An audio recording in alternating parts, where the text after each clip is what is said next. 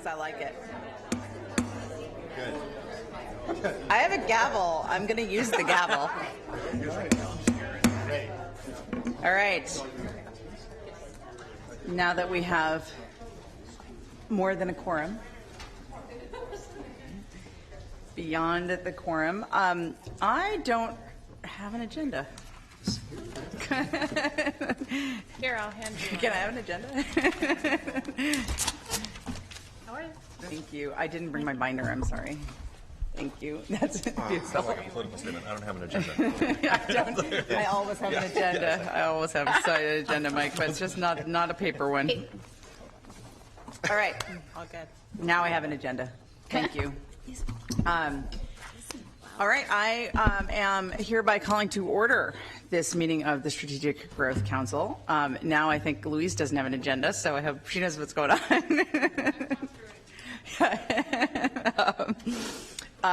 And Alex, I think you're calling the roll, correct? So I'll do roll call, say here or present if you are here or present. Jared Blumenfeld, EPA. Present. Karen Ross, CDFA. Present. Nicole Capritz, public member. Present. Bob Fisher, public member. Present. Kate Gordon, OPR Present. and chair. Mike Flad, public member. Present. Dr. Mark Galley, Health and Human Services. Present. David Kim, CalSTA. Present. Amanda Hansen, Natural Resources. Present. Melinda Grant, BCHA. Thank you. Great. Thank you, everybody, for being here, and thanks to those representing their agencies. And the public members, of course, who are, as we were saying earlier, our bosses. So, you know, we will perform well for you. I want to do a quick welcome to Secretary Kim, who I will wait till he turns around. Who's first? It's his first Strategic Growth Council meeting, which is great. So welcome to you. I was thrilled to see him come in with his bike helmet or scooter helmet, whatever it was. So that is a good sign right there in terms of strategic transportation growth. David, you want to say a couple words about yourself?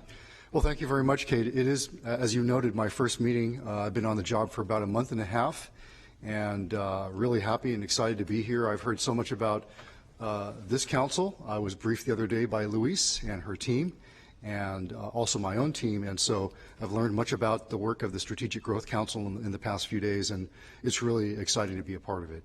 And so thank you for having me. We're thrilled to have you here. You represent a critically important part of this conversation, so thank you for being here. Let us go to the approval of the minutes. Those who have a binder in front of them or have the minutes online can review them quickly, and then I need a motion. So move. Second. Great. All in favor?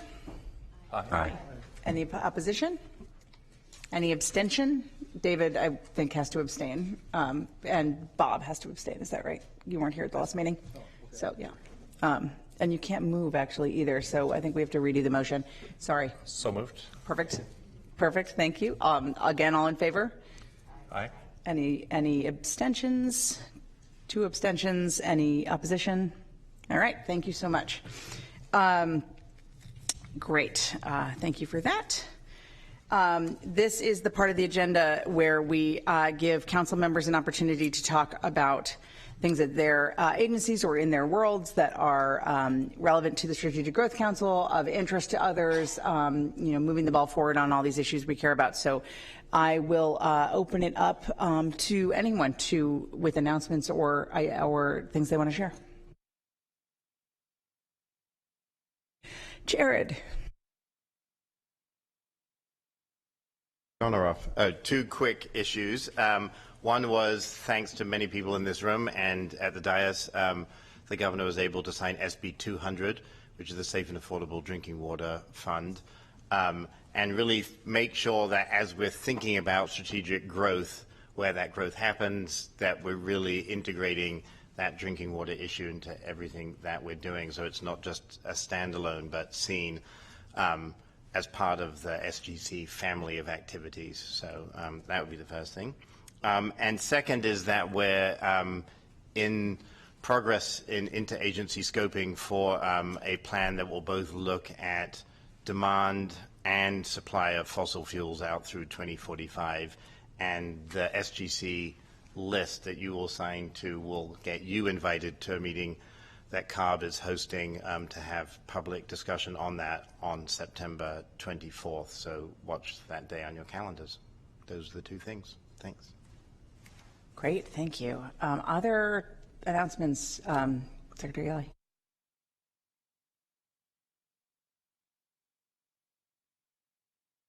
The governor just about a week and a half ago, 2 weeks ago, announced in the Master Plan on Aging, which I think has a number of cross-cutting implications.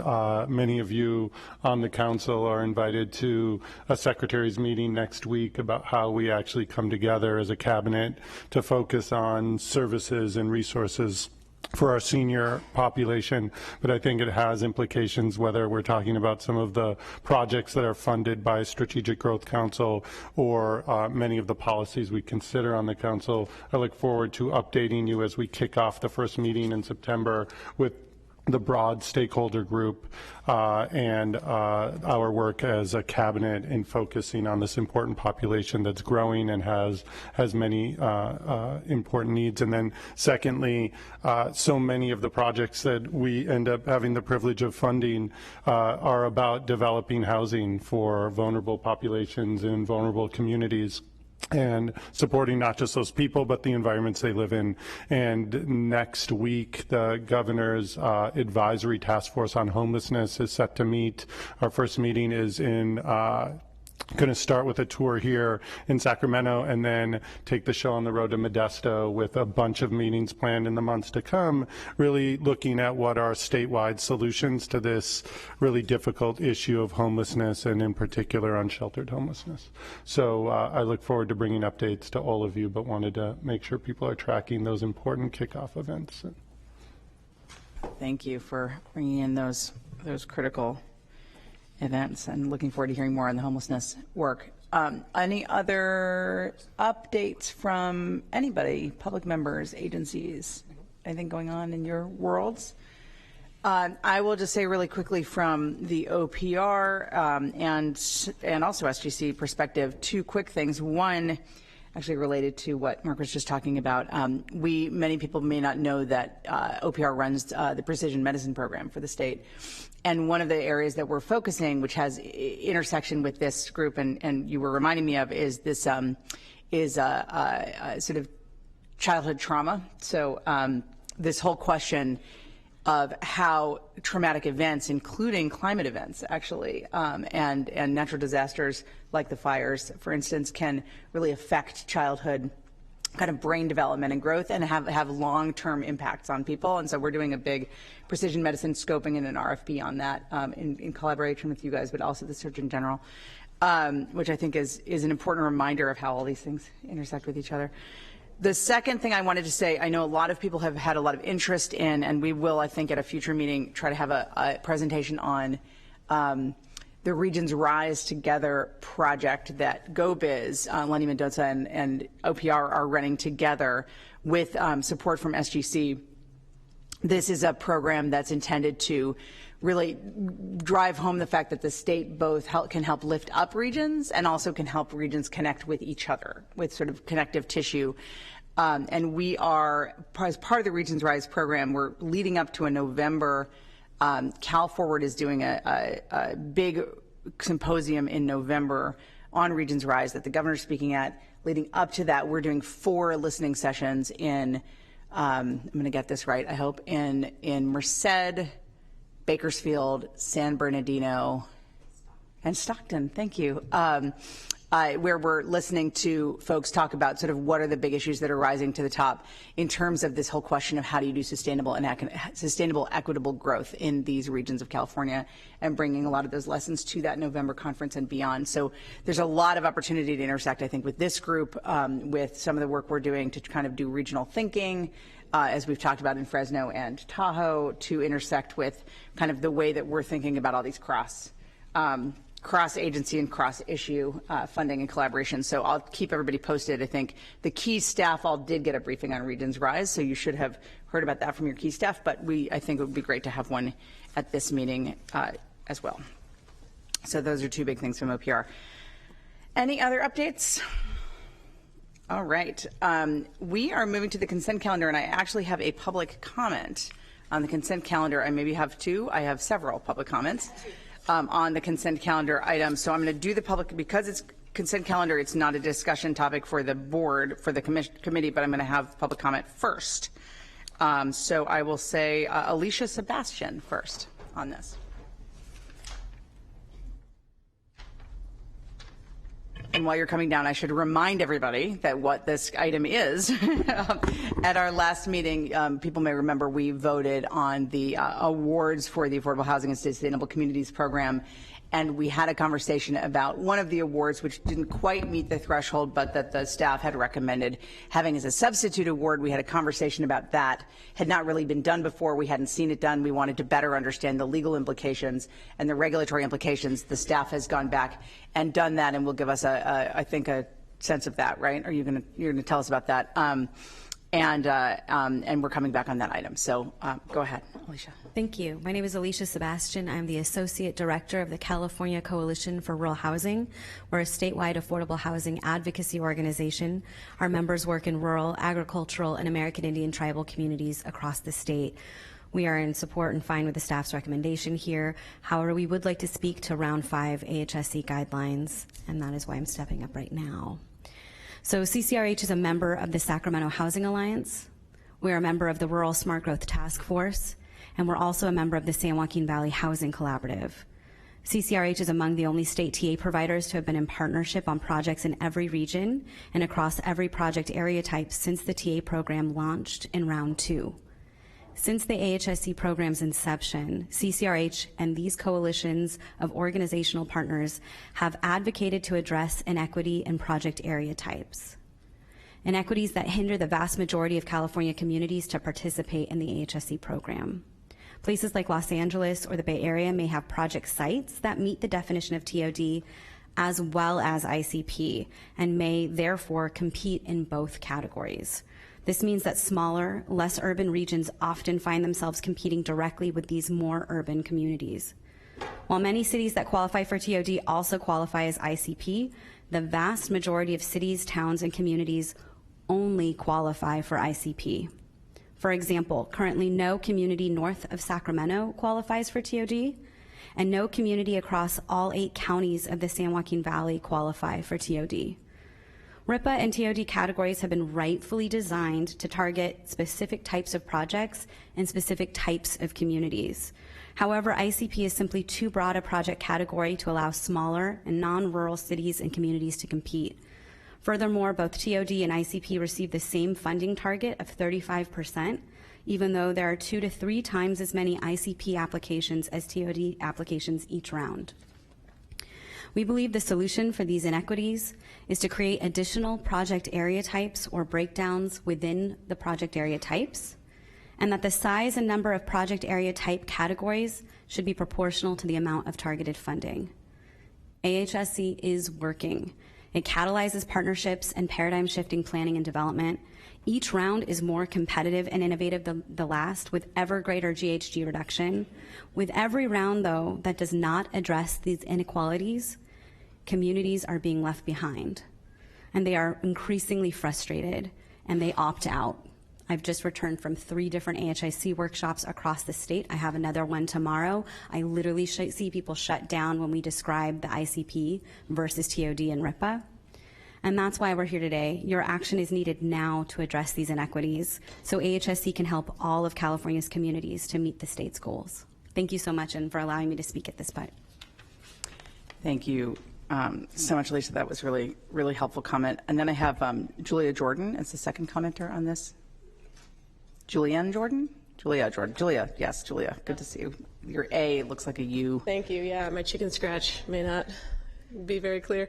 My name is Julia Jordan. I'm with Leadership Council for Justice and Accountability. We're a nonprofit organization that works with communities in the San Joaquin and Eastern Coachella Valleys. And I similarly wanted to comment on the AHSC guidelines and echoing some of the comments made by my colleague Alicia, particularly on the ICP program area. We also, are looking forward to seeing guidelines that address this issue for those smaller cities that may not qualify for the rural designation, but that are also not going to compete well or not have a fair chance in the ICP program area. And so we're also asking for additional project types or breakdowns within the ICP category to really be able to target funds to those smaller jurisdictions that allows them to compete sort of amongst each other and have more of a fair shot at the housing, transportation, and climate resilience goals of this program. Thank you. Thanks so much, Julia. Can you remind us before you guys start just your brief on this consent, what the timeline is for HSC guideline review and adoption? Guidelines will be released later this month, and then for a 30-day public comment period, and then brought to the council at our October meeting for approval. Great. Doug, are you going to brief us a little bit on this item? If you wish, it is a consent item, so it doesn't I necessarily. think it'd be good, especially for new folks, just to remind people what the issue was and your determination. Sure. So, as our chair mentioned, this is recommended action to reconfirm the substitute project designation that AHSC staff recommended at the June meeting. And at that meeting, as Chair Gordon mentioned as well, there was some discussion about the legal implications and other concerns around funding the West Carson Villa project. This, in the meeting materials that have been published in your binders, we go through a discussion of the legal implications of this. The program is structured such that the council does have discretion to pull funding forward from the next round because it is a continuous appropriation, and the way the statutory authority and the guidelines are written, it is a possibility, but sort of overriding that are some programmatic considerations that staff and I share about reaching out of cycle to fund this project in a sense that it destabilizes potentially setting up a consistent funding source that applicants can look to and are aware of generally the pot of funding available in each round. And AHSC has now developed an annual cycle that in this round 4 that we just completed and are now working on round 5 guidelines is that second go around of this annual cycle. And so staff and my recommendation would be to maintain West Carson Villas as a substitute project in accordance with the initial recommendation from the June meeting. Thank you. So since this is a consent item, I think we just vote. Is that right? Unless you want to pull it off for a discussion, but otherwise it would just be a vote. Unless we talked about this at some length last time. Is anyone, I have not heard, I think, from anyone earlier than this meeting that they wanted to pull it off. Do people feel prepared to vote? Okay, those who can. All right, can we do a roll call on this one?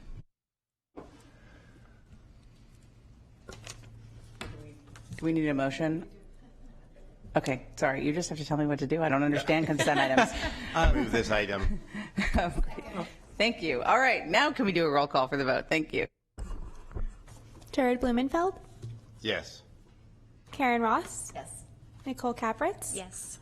Bob Fisher, Since I wasn't here for the discussion, I probably need to abstain. Kate Gordon, Yes. Mike Flatt, Yes. Dr. Mark Galley, Yes. David Kim, Abstain for the same reason as stated previously. Amanda Hansen, Yes. Melinda Grant, Yes. And thanks for going back and spending some extra time on that. I think we all really appreciate the thoughtfulness around that. Yeah, the last commission I chaired never had consent items because we never agreed that much on anything. So this is exciting for me, this consent thing. Moving to the executive director's report from Louise. Wow, there's a lot of microphones here. So, okay, I'll pick this one. Okay, great. Well, thank you all very much. I'll run through a few quick updates on the next slide. So I'll just run through some staffing updates, some program updates, and then I will turn to Sloan Viola to do a quick update of where we are in the legislative cycle. So next, SGC is happy to welcome 3 new staff to our programs. First, within the Transformative Climate Communities, we were happy to welcome Sophie Young as our TCC Program Analyst and Alex Gallo as our TCC Program Associate. Both are actually Alex was our Executive Fellow, as many of you know, over the last year, and Sophie has been working very closely as a partner at the Department of Conservation on the TCC program. So both tremendous additions to the team, really looking at how we're moving forward with the next round of guidelines, implementation of rounds 1 and 2, and so of course a lot of work there to do. So we're very happy to have them on board. And then Sandra Lupian, who hopefully most of you have gotten to meet, is our new Chief External Affairs Officer. So she is on board now to really help us tell the story of what SGC is doing through our programs and investments and collaborations with all of you all. And so helping to work also with Sloan on our outreach to the legislature, and then also working with the Governor's Office communications team on this work. So we're very excited to have her on board as well. We are also just looking ahead. We are in the midst of hiring to build out the Regional Climate Collaboratives program, and then later this fall we'll be filling positions for the new state-funded roles in the Health and All Policies team. So next, a quick organizational update. A new opportunity has arisen that we're very excited about, which is a partnership with the California Energy Commission to administer something called the Tribal Government Challenge. And so the Energy Commission has some recovery funds, some ARA funds that they have been investing in a loan program, and they are now, with some of the proceeds that have come back in, looking to make a round of investments and grants. They previously have done a program, a local government challenge, which really provided planning dollars to local governments to do climate and energy planning efforts, and now want to create a similar type of program reaching out to tribal communities across the state. The Energy Commission needed an administrative partner for the work and reached out to the Strategic Growth Council.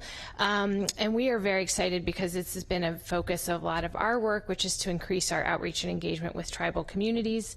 It's also a terrific opportunity for us to use our collaborative model for grant making to build a steering committee that we already have commitments from CEC, Resources Agency, Cali PA, and the Tribal Advisors Office to be part of, that will help us think about how we're also interfacing with tribes across our programs and think about more coordination and opportunities to leverage one another's work there. So we are actually in the process of finalizing an interagency agreement, and ideally we'll be able to provide, that of course has to move through the Department of General Services and a number of steps like that, but we'll be able to provide an update at either maybe October. It's a very full agenda, so we may look to December to be able to go into that program in a little bit more detail, but it really will be a planning grant type of program. So next, for just quick run through for some of our other existing programs, Transformative Climate Communities has put out guidelines for round 3 of the program. The public comment closes early in September. This week they are out doing some public workshops on the guidelines. Recently had a TCC workshop in San Diego, and I know I've been working with some other communities as well, but getting feedback on those guidelines, and then we will be bringing them to the council in October as well. The Affordable Housing and Sustainable Communities Program, I just mentioned we will be issuing later this month, hopefully by the 30th, the guidelines for round 5, and that will be a 30-day public comment period as required by statute. We have workshops that will be held, excuse me, in mid-September.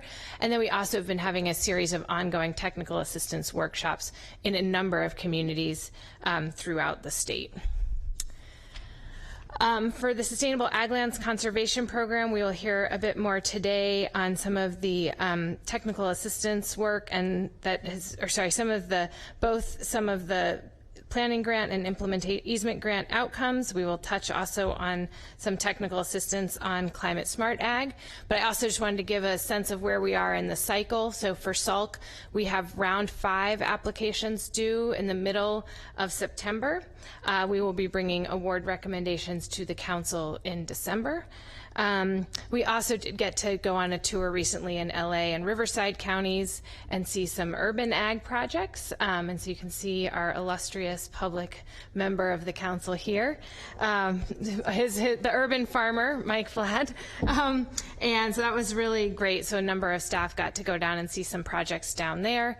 And then the interagency committee is also looking at round 6 guidelines for the SALC program, which will be brought to the council in early 2020. So some time there, but conversations are underway.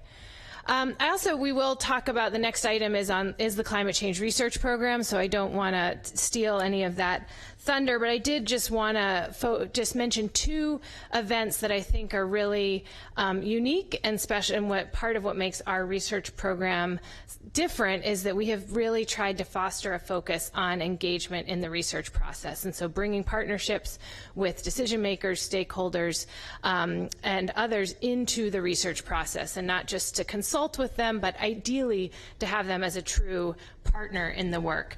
And this has been an evolution since the beginning of the program. You'll hear more about how we're trying to address it even in more detail in this next round.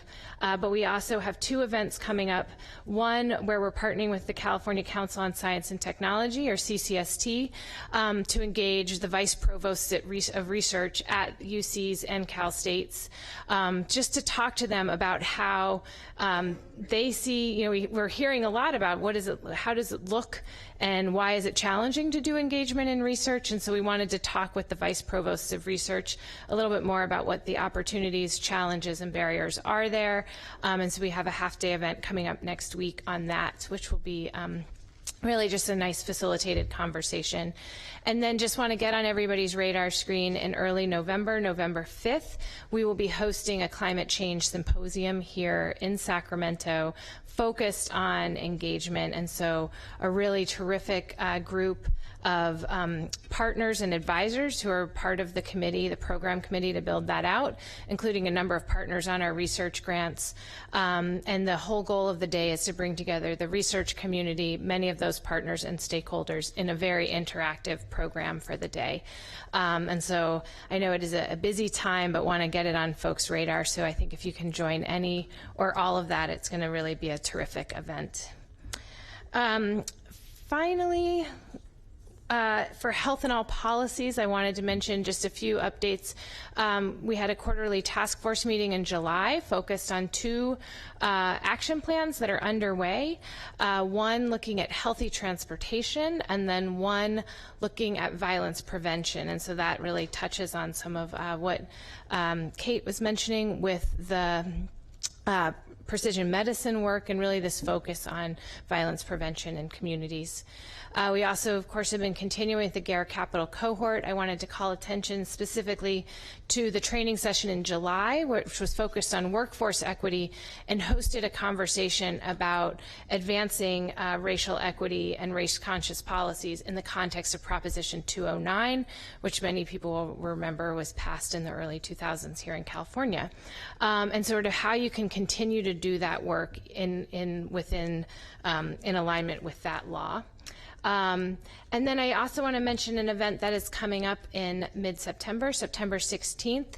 We will be reestablishing the Equity Speaker Series, and that will highlight the California Surgeon General, Dr. Nadine Burke-Harris, who will be talking about adverse childhood experiences, but also really tying that into the broader conversation around social determinants of health and sustainability and all of the outcomes work that we are doing. And as I mentioned, we will start a hiring process for our 3 new HIAP positions later in the fall. So that is all of our programmatic updates. I'm happy to take some questions before turning it over to Sloan. Louise, can you say a couple of words, and I would have done this in the updates and forgot, but about the work that you have been doing a little bit with OPR and others on the, and HCD on the pro-housing designation? Yes, I'm sorry, I should have.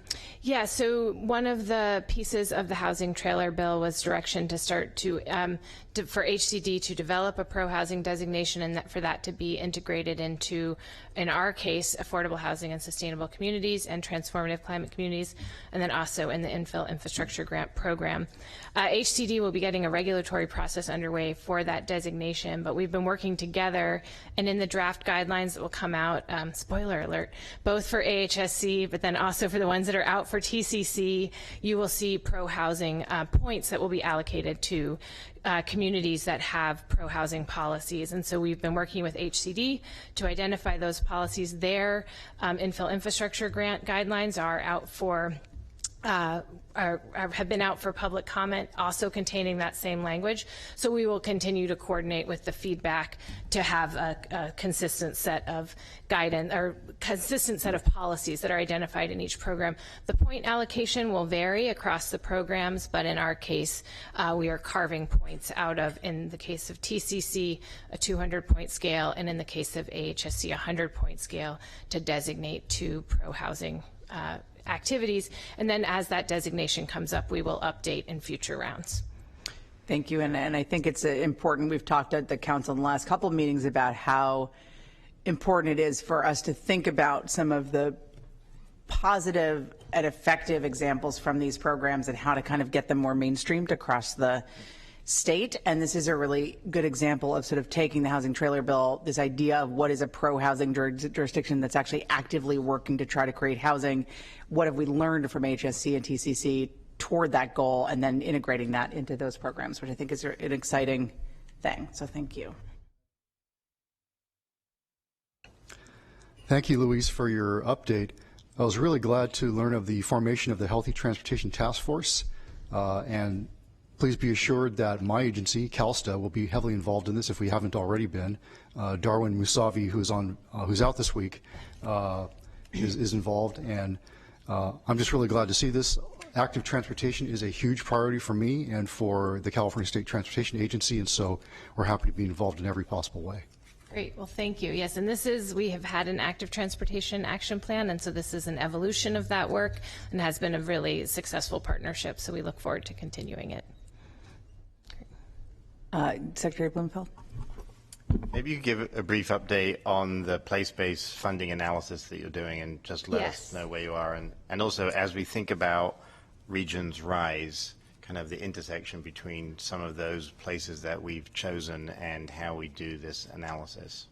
Yes, so we have been working through our key staff group to identify and collect the data. We're starting with several easier to wrap our hands around data sets, and so this will include the California Climate Investments data from the Air Resources Board, bond investment data from the Resources Agency that Amanda's been helping us with, and then Darwin from CalSTA has been helping to pull together all of the competitive grant data from CalSTA. So it will be a partial, at this point, a partial picture, and we acknowledge that. What we want to do is, and actually I believe at our next key staff meeting we will be coming together to look at what all these data sets look like, how easily we will be able to sort of pull them apart by place.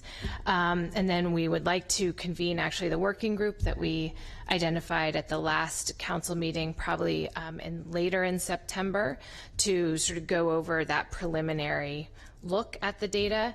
I've also been considering reaching out to the California Research Bureau to see if they could help with some of the analytic pieces of it, but I want to get the guidance from the working group of council members, just to make sure we're headed in the right direction.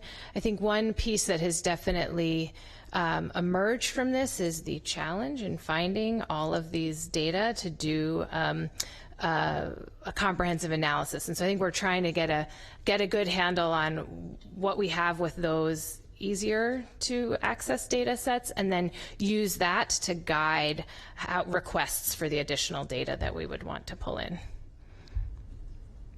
That's really helpful. I guess as a follow-on, some of us were talking about kind of if we had the ideal group of people in the room to tackle climate change in California, it would be all of us, but particularly the people at the dais.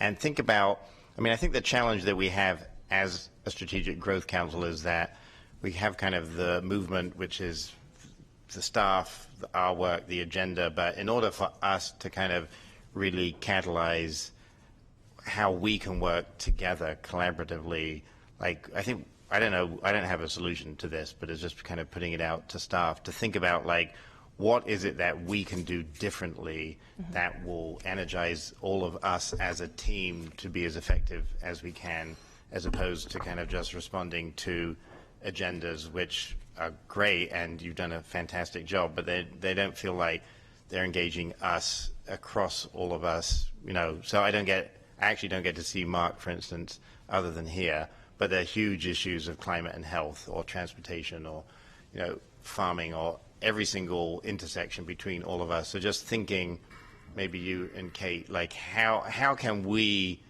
revolutionize how we think about what we do to get change in the world that we want?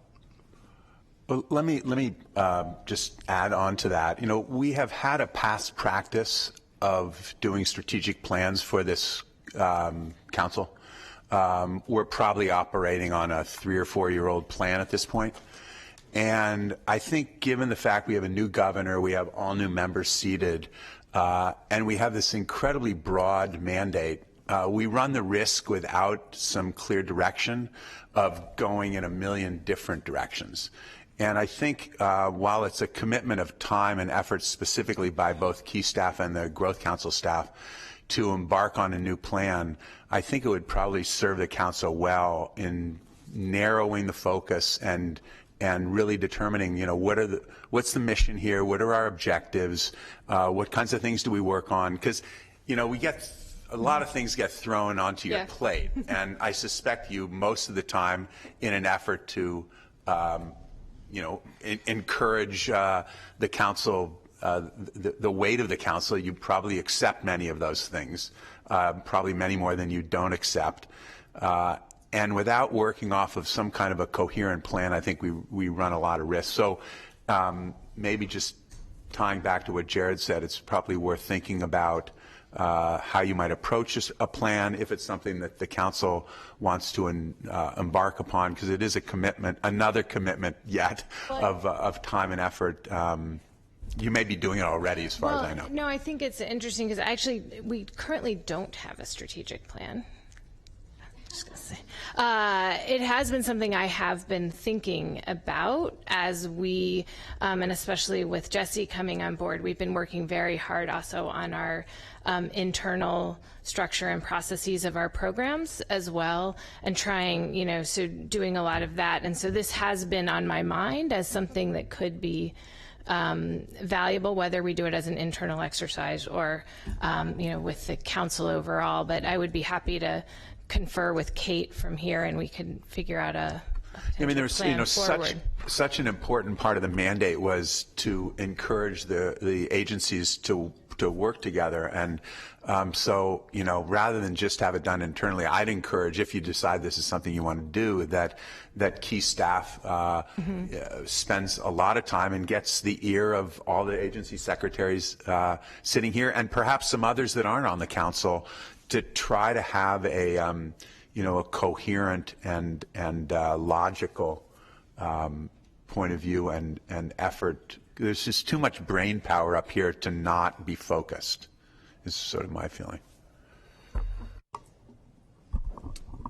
Thanks, Bob. That's a really interesting idea, and it's just Secretary Blumenfeld had mentioned sort of what are the intersections with the Regions Rise, and it is striking me we're co-running Regions Rise and using SGC staff and time, and it might be an interesting thought whether that's an organizing principle that could be used in this process, because we all do talk a lot about regional approaches, and it is an integrated approach. So it's something we can think about. Nicole, I have you next. Thank you. A couple of things. One, just to piggyback on Secretary Blumenfeld's and Bob's comments.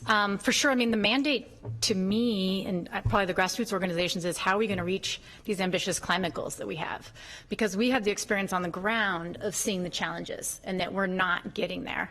And that's kind of the I think perspective that we add in terms of seeing, especially on the transportation side. I know the new secretary has a huge task ahead of him, and we're eager to work with him. But, you know, our VMTs are going up, our vehicle miles traveled are going up. And I think obviously we've seen that statewide, but we can talk locally about how that's impacting public health and clean air and people's lives. And something needs, some huge transformative shift needs to happen. But those conversations, I don't know where they're taking place. I know they're happening a little bit at CARB, but then CARB is the first one to say, when you hear them talk publicly, transportation isn't our bailiwick. And so I think, again, just echoing some of the comments already made, like are these conversations happening so the public understands what is the roadmap to net zero or to carbon neutrality or whatever term of art people like to use. But we still, and I know CARB, again, is having some hearings. That's great, but again, it's like, how do we intersect maybe what CARB's hearings are doing plus this body? But to get more on point to Louise's comments, I just want to thank Louise and her team for coming down to San Diego for two different events. One was an event we held at SANDAG, our regional transportation agency, with all our planning directors, because in San Diego, we do not have a pipeline of affordable housing projects. Our agencies do not work together. They're kind of siloed. And so we are kind of intervening and trying to encourage them to kind of mimic what LA has done so successfully in having projects that are ready to go when the grant comes out for, you know, $400 million worth of funding. And so I think we're making progress slowly but surely. So Louise, I'll just give you that feedback that I've had a lot of positive reaction, and there's some movement already happening with MTS and SANDAG and the city of San Diego and the county. So maybe we're going to become LA County. So that's good. And then also there was a TCC workshop that was sponsored by Greenlining that was really kind of a discussion about all the different greenhouse gas reduction fund opportunities, and had a lot of grassroots groups there that are eager to apply. Want to thank you all for coming down. My final comment is about the guidelines, so I'm just sidelining my way into the guideline conversation that we're going to be having in October. Just to say that I asked Louise, so it's just a point of information. I asked Louise how many of the current planning grants are that fit into the top 10% of Cal Enviro screen, because as folks probably know, this is maybe even for the broader public, that right now the planning grants are, that communities that are in the top 25% are eligible to receive the planning grants, but only the top 5% are eligible to receive the implementation grants, which is really the grand prize. And so the proposal is that we extend from the top 5% to the top 10%. And so I know folks have a lot of thoughts about that, but Louise and her team did do the work, and there's 11 out of 15 of the planning grants from the top 10%. I didn't ask how many are in the top 5. Actually, that's a good point. I just realized I didn't ask that. Can you figure that out now, please? No pressure. No. But the point is kind of there is a market. I mean, there are, again, communities that have done. Yeah, we'll follow up. Oh, yeah, no, of course. Yeah, of course. But it's just a point of information as we consider these guidelines, which, again, people have strong opinions about, but I think that's kind of, a valuable piece of information as we are considering these guidelines. So anyhow, thanks. Those are my comments. Thanks, Nicole. And we will have, I think the October meeting will be a very full agenda. We'll definitely have a lot of discussion about the guidelines at that meeting. And I think some other things are on that agenda too, so it's going to be quite robust. Other comments or questions for Louise on the executive director's report? I know we still have not yet gotten to the legislative report part, and I have your agenda here with your handwritten note saying comms update. So I don't know if you're also doing a comms update in this report. Okay. It's because I have your agenda. You might need to know what your notes say. Exactly. Nice. All right. Others want to contribute? Do you want to move to the ledge update? Yeah.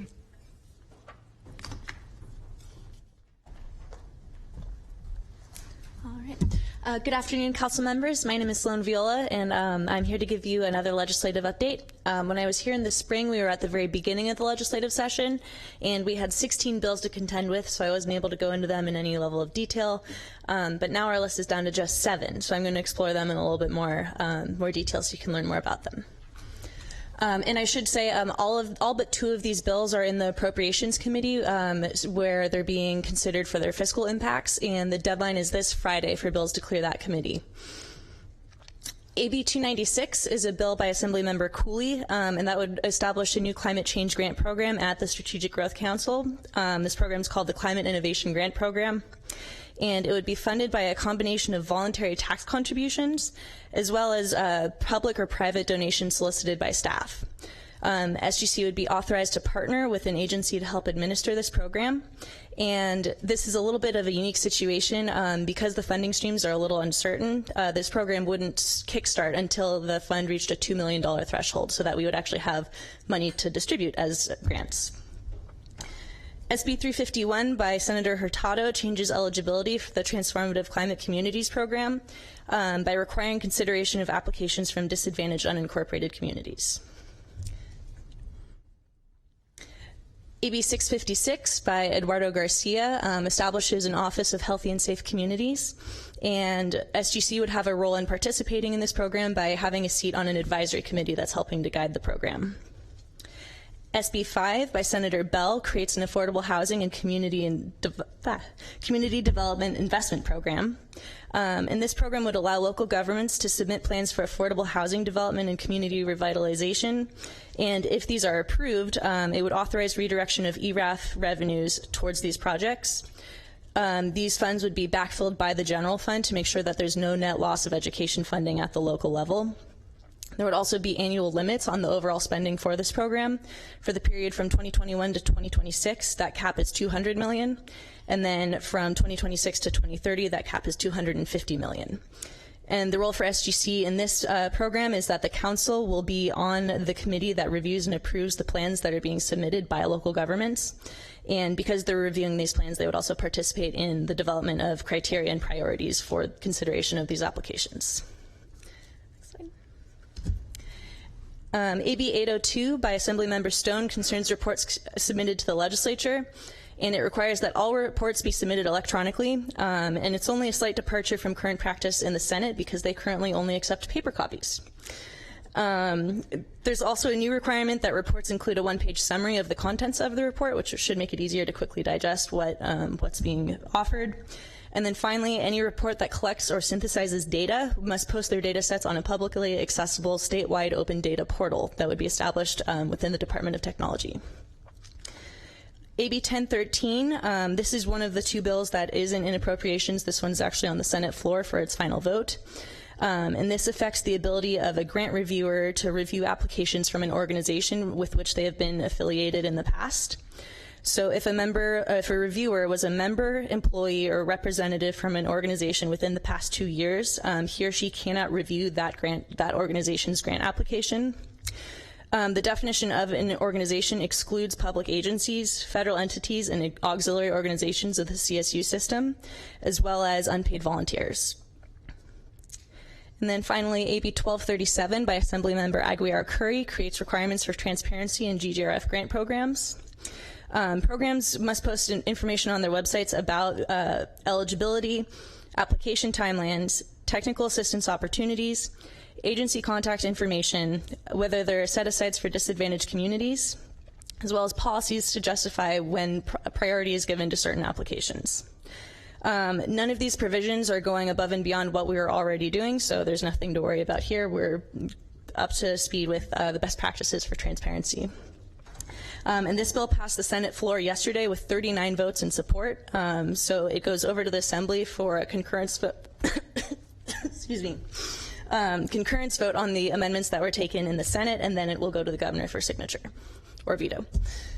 And that is all I have for you. If there are any questions, I'd be happy to address them with more detail. Any questions on any of these bills? Sloan has done Well, you made my job easy. a huge job of dealing with many, many, many bills that have mentioned SGC in this process. So thank you, Sloan. Thank you. It's just a testament to the legislature valuing this council. So great. Any other pieces of your report? All right. Great. Let's move on to item number 7, which is the Climate Change Research Program. And I see Leah Fisher. Hi, good standing afternoon. Here. Thank you. I'm Leah Fisher. I'm the research advisor for the Climate Change Research Program. And Liz and I, my colleague that runs the program with me, are excited to be here to talk about what we're recommending for round 3 of the research program. So this is our recommended action. We will summarize what we're proposing. The funding is at $4.75 million for this round. And pending your feedback today, we're hoping the council will direct staff to proceed with developing and releasing a solicitation for the 2019-2020 funds. So I'm going to run through briefly some background on the program given the new council members here today, including what makes us unique as a research program. Louise kind of has given a teaser for that, and then our proposed updates for round 3. So this slide is a really high-level overview. The program was established in September 2017 by Assembly Bill 109. In 2018, we awarded almost $28 million competitively to a variety of research projects. We are funded through California Climate Investments Program. And our mission, which is in bold here, is to support actionable research that advances the state's climate goals. We have a particular focus on meaningful engagement that engages stakeholders and communities throughout the research process. And this does differentiate us from many research programs, both within the state and outside. Beyond that, we look to fill important climate research gaps. And our mandate in the authorizing legislation is pretty broad. It's to support research to reduce carbon emissions focused on California that includes advancing adaptation and resilience efforts. So given that broad mandate, and given SGC's role as an interagency body, we put a particular focus on avoiding duplication with other agencies' funding. So interagency partnerships with all of your agencies and staff are really critical at every step of administering this program. We involve agency staff as reviewers, and they actually, some of your deputy secretaries and high-level directors make award recommendations for this program. And we couldn't administer the program without the expertise from these agencies. So the program is guided by a research investment plan. This investment plan was created in early 2018 through an engagement process across agencies, stakeholders, the research community, and other partners. There are 5 research priority areas listed here. And as you can see, they include research to protect vulnerable communities from climate impacts. So this includes CalEnviroScreen disadvantaged communities, but is broader than just that definition. Research supporting climate smart community transitions, research on land use and conservation, data and planning support, and technology development and deployment. So you can see the broad mandate reflected in these priorities, and addressing research needs in these areas will help the state meet its various climate-related goals. We also view these priorities as a foundation to advancing SGC's mission of building sustainable communities in the state.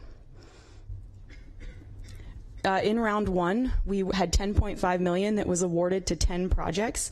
You can see here we supported the first 4 research priority areas, and the grants ranged from smaller grants of around $400,000 up to $2 million or so for larger partnership-based grants. The projects are very diverse. I want to mention a couple examples for context. There's one project looking at impacts of California climate investments, so state funding programs, on displacement in communities, and using that historical information to predict how state investments can lead to displacement in the future in communities. There's another project looking at the impacts of sea level rise on toxic sites in the Bay Area, but not stopping there. Also analyzing the impacts to surrounding disadvantaged communities and partnering directly with these communities to engage them in a tool so they can plan for and prepare for these impacts. Finally, I want to highlight a project studying implementation of the Sustainable Groundwater Management Act in the San Joaquin Valley. They're not only looking at things like crop production impacts, but employment impacts in disadvantaged farm worker communities in the valley. Beyond that, we have projects, we have one advancing CalAdapt to make it broader. It's the state's climate data portal, if you're not familiar. A couple of projects on extreme heat in understudied sectors, sustainable transportation, and equitable energy transitions. So round 2 was a little different. We had $17.1 million that was awarded to only 4 large Research Innovation Center grants. Each of these grants is around $3 to almost $5 million each, and there are several projects within each grant, so they're looking to address a large challenge through the research. All of the funding were in support of the last research priority area. This funding also supported Governor Brown's Climate Change Technology and Solutions Initiative. 3 of the 4 projects are focused on research and technology development in natural and working lands. And then the 4th project is developing low global warming potential heating and cooling technologies. And this technology is being developed for disadvantaged communities in partnership with the City of Modesto, and doing social and financial analyses up front to make sure these communities can take up the technology that's being developed. So all of these projects that I just mentioned kicked off this year for both rounds 1 and 2. So we don't have research results to share. However, we wanted to highlight some early successes of the program. First, we're hearing from both researchers and partners on the projects that engagement happening early is already influencing the research direction. So we've heard from researchers they're getting information they wouldn't have known to ask for from their partners that's affecting the scope and how they're producing research results that will be better used by end users. So those are the types of anecdotes so far, and we're seeing them in our reporting that we want to see throughout the life of the research. I also want to mention, some of you may know, some other agency research programs are beginning to add engagement metrics and requirements of their own. Liz and I have been able to sit down with several of these programs, share our process, how we do engagement, and prioritize and incentivize it. And we look forward, hopefully, to continuing to be a resource to other agency staff in this topic. And it's not on the slide, but I want to come back and mention the interagency component to our program again. Beyond just the review process, we plug in agency staff that are experts into different projects because we can't be experts on everything we fund. So their help, we bring them to the kickoff meetings, we connect the researchers to them directly for data needs, and also so the state as an end user can have a say in the research as it proceeds. And that's been really gone really well so far. The last thing I'll mention is that our researchers, some of the projects can overlap, and we encourage them to collaborate and talk to each other, which doesn't always happen. And we've seen already in round 2, the 3 natural working lands projects, which is over $10 million invested, I think $13 million. Those project leads have come together, submitted a joint proposal to a major scientific conference this winter that was accepted. So they'll be presenting in a unified way their vision for this research in the state of California. So now I'll switch to round 3. As you've heard a lot about engagement already, and we as a program try to model meaningful engagement and how we approach every step of the process. So we've gone out and done engagement around the state and with agency partners before scoping our round 3 priorities. We held 12 meetings with both researchers and broader partners around the state in May. We met with our interagency steering committee twice, at the beginning of this process and at the end. We've met with key staff and other interagency research partners. And the good news is that what we're sharing next for our proposed updates, we believe reflects the common priorities that emerged from this outreach and engagement. So to start with, this is based on the feedback we received and given the reduced funding for round 3. We are proposing focusing on 3 of the 5 research priority areas that are identified in our research investment plan. I'm going to briefly describe each of these. The first priority would focus on research that supports climate adaptation planning and implementation. We are hoping to receive proposals that will address the needs of underserved communities and also consider disaster resilience needs and recovery in the broader context of community resilience and reducing emissions. The second priority on climate smart communities is looking at sustainable low emissions development in the state, and specifically how research can help support climate smart priorities and planning. So what are the questions communities are facing that research can help address?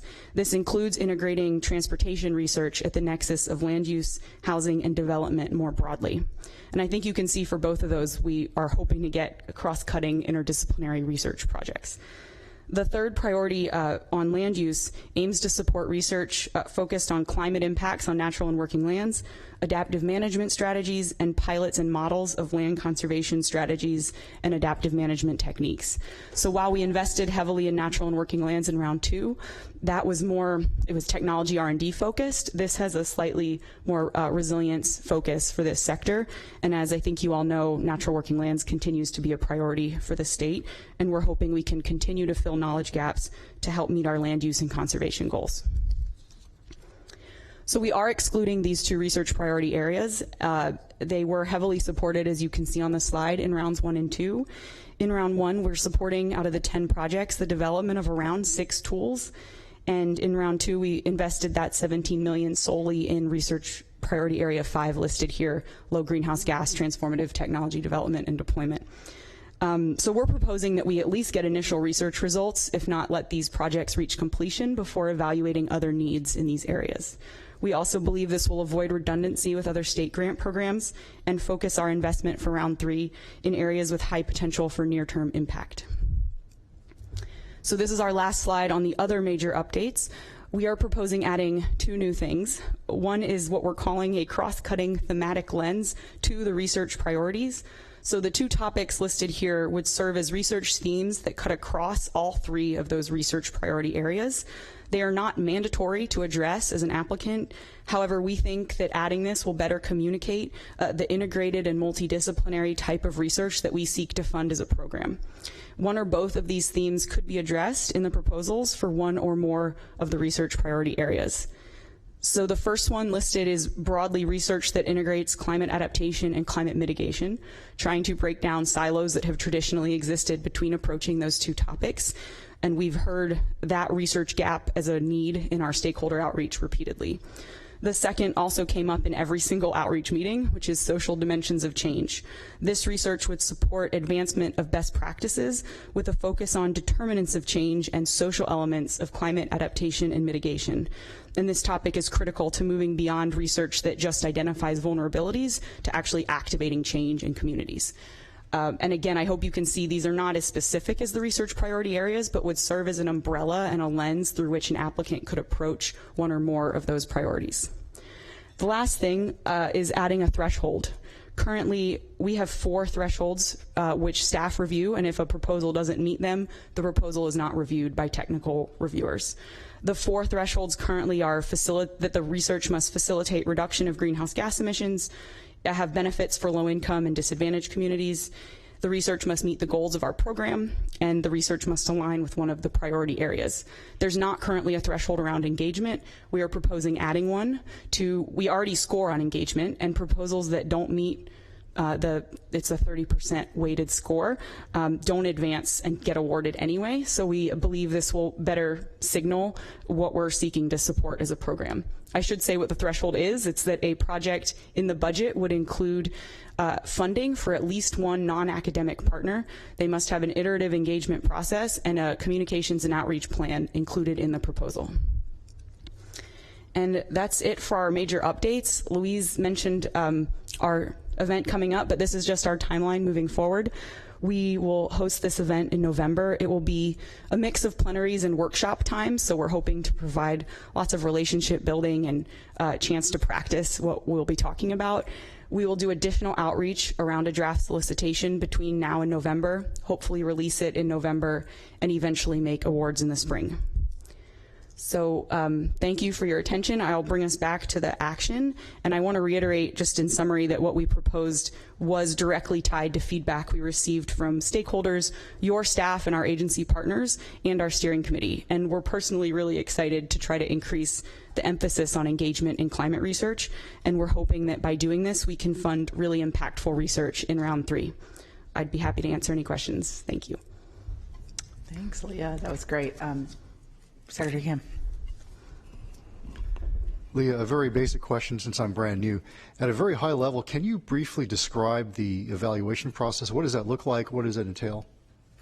Yeah, so I mentioned the screening process, which is just that it meets threshold requirements. Projects that do that are then evaluated by a technical review committee.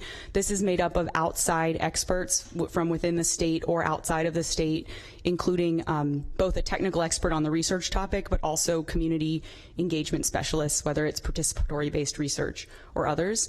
So proposals that make it through that round, they're essentially vetted as technically sound and having the engagement pieces we're looking for, are then evaluated by a high-level interdisciplinary panel that makes award recommendations to the council. So those are usually deputy secretary level or like directors of other research programs. So it's been really an important process to consider state policy goals, but also that we're not duplicating efforts of other agencies. That comes up a lot during that review process. And then the council ultimately votes.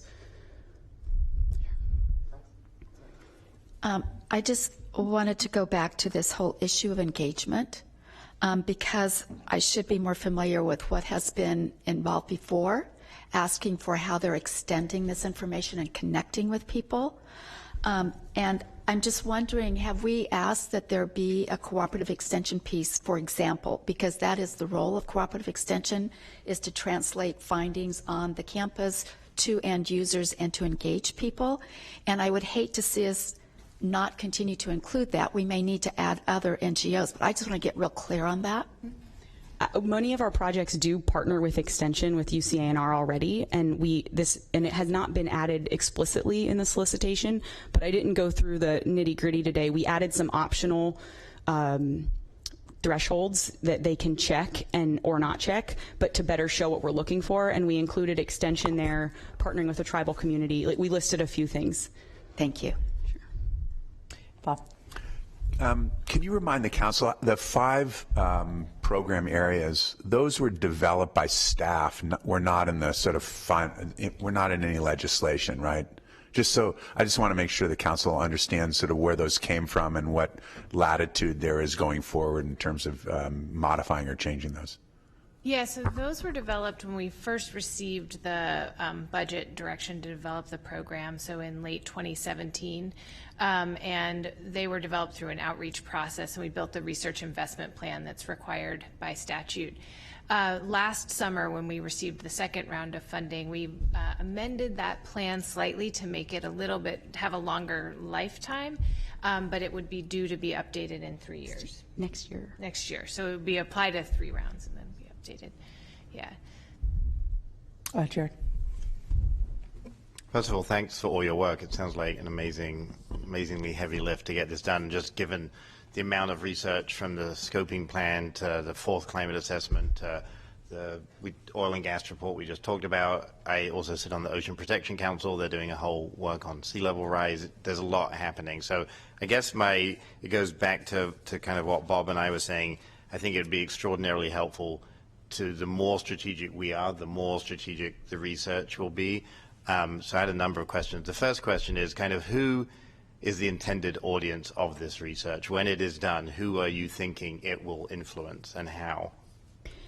So that varies depending on the projects. There are some where the state is a very obvious end user for informing knowledge gaps to help us meet our climate goals, but there are others like that sea level rise one I mentioned that's looking at toxic sites and disadvantaged communities. The communities themselves are the end user in that case. So it does vary, and what we look for, I think, is that partners reflect the end user and are integrated from the beginning. And then on a staff side, when the state is an end user, that's a big lift. One thing we focus on is bringing in the right people and the right experts to be part of the research moving forward. Okay, the second question is, as someone who doesn't do research but receives a lot of it, it would be extraordinarily helpful. You've added this 5th element of engagement. For me, kind of a timeline of implementation actions that would be needed to implement whatever it is. If we're trying to help low-income communities or disadvantaged communities deal with sea level rise, like what are the actual things we would need to do to help them, rather than just a big report that kind of goes into multifaceted issues. Like, the more implementable it is, the better. So that would be an additional focus area that I'd want to make sure, because there's too many reports that we all have on our desks that don't ever make the light of day, and I think partly it's the way that they're designed. And then the third question is, you said that you are going beyond Cal EnviroScreen when it comes to classifying disadvantaged communities. Could you tell me why and how? Yeah, we use the OPR's Integrated Climate Adaptation and Resilience Program's definition of vulnerable communities to address climate vulnerability, which often Cal EnviroScreen doesn't always include the climate impacts in how they evaluate disadvantaged. So we're broadening it, given that it's a climate change research program, to look at climate vulnerable communities. We do still retain a focus on benefiting Cal EnviroScreen identified disadvantaged communities, given that we are, cap and trade funded. That's important. But we are able to fund things for communities outside of that definition. Okay, and I had one final question, which is, so none of the research that has been funded in previous years has been finished? It was all funded last year. We went through 2 rounds in 1 year. Okay. So, what is the expectation on when the research that we have in front of us today will be finalized? For round 3 or for the first? No, just for the round, because we're making a decision today on this round 3. So you can answer for both, but as it relates to round 3, when will these results be done? And I'm particularly interested in the 13 million for the natural and working land as well. Like when will we have the results of that work? Yeah, so the round 1 and round 2 projects, they're around 2 to 3 year projects. They vary. The round 2 that you just mentioned on natural working lands are all 3-year projects. So 2021, did I do the math right?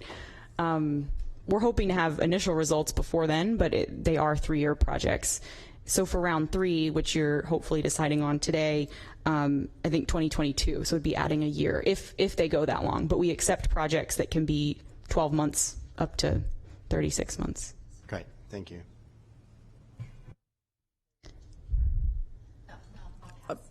You'll pass? Okay, Nicole, did you? Just a quick question. Where do we post the results of the research? I mean, I'm just thinking again of grassroots organizations, just my team. We would just do a Google search if we're looking for something to bolster an advocacy point we're making, with some evidence-based research.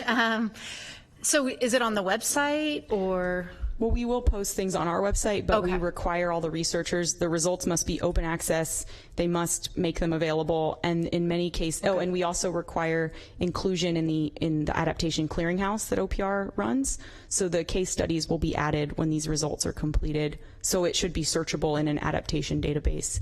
And then each project has its own outcomes, whether it's a tool or other end results that will meet the needs of the user communities. So it really varies for each project. The results could be woven into CalAdapt or other things. Okay. Well, just so you know, because I know you all live and breathe all of these databases up here in the state, but I'm letting you know on the ground, we don't know about any of them. And so if they're searchable by Google, all good. I'm just letting you know that my team would just start literally from the basic Google bar versus go to OPR. And I was just going to say another idea, since you have a communications director now, is, because I'm obsessed with Twitter, and I learn everything on Twitter, which is good or bad. Just is. It just is. But I honestly think I learned a lot because there's so much posted. Because you're just on Twitter, so that it's a self-reinforcing. Yeah, I learned from myself. Yeah. No, but I really do find, people, there's cool articles or whatever I wouldn't find, and, well, whatever, maybe I would. The point is, I think that'd be an opportunity for the results of the research to get highlighted in the SGC, not just Twitter, but all your social media platforms that random people like me just scroll and go, oh, that's applicable to our work, that kind of thing.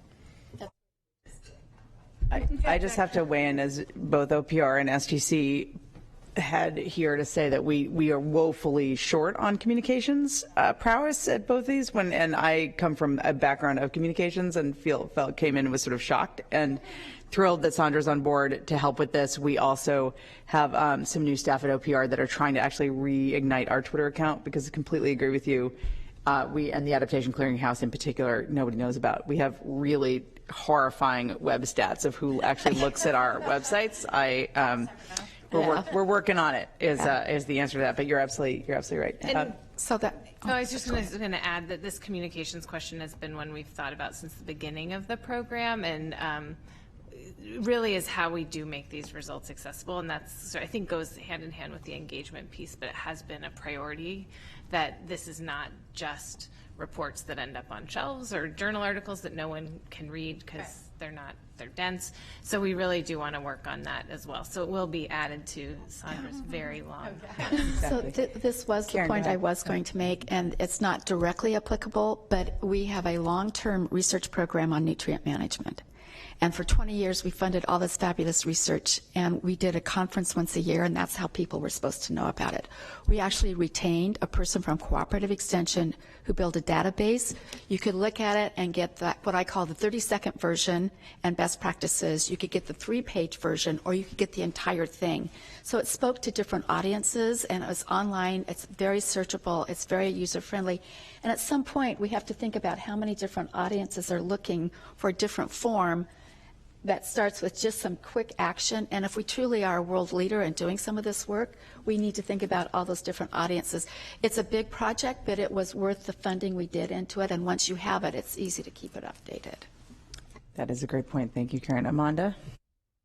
Thanks. I just wanted to express our support for the idea of the integration between mitigation and adaptation.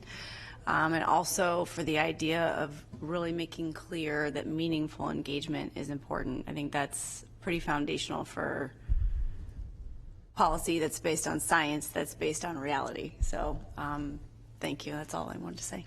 Thank you. Thanks, Amanda. Other comments from the council members?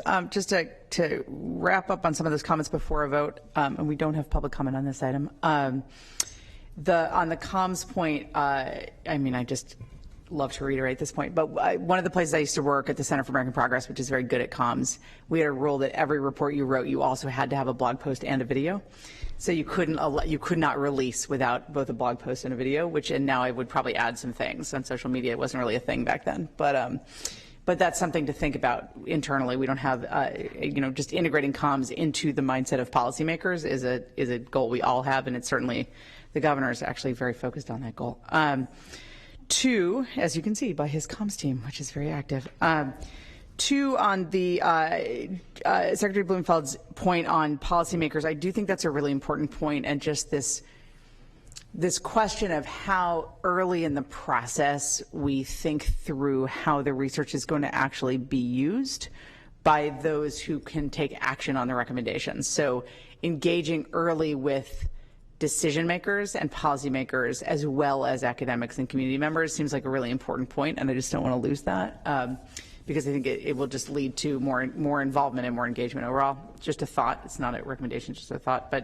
And third, and this is sort of a recommendation, I've been really impressed by the engagement piece of this, and both in the briefing that I had and in what you just said. And it does strike me that, in the vein of SGC sort of sharing best practices across agencies, it might be useful if you ever were to write something up about what that looks like and why it's been successful, and kind of share that across agencies as a best practice for grant programs, because many of us do research grants, and I know that not everybody has an engagement requirement, and it might look different across different programs. Like, it might look different for you guys. You probably do have an engagement requirement, Secretary Galley, but it might look different across different programs. But it would be really useful to sort of say, here's what we've done and here's what we've seen the impact, and particularly your point about people coming together in the community who wouldn't otherwise be talking, and how they have ongoing communication, I think is a really good one. So thank you for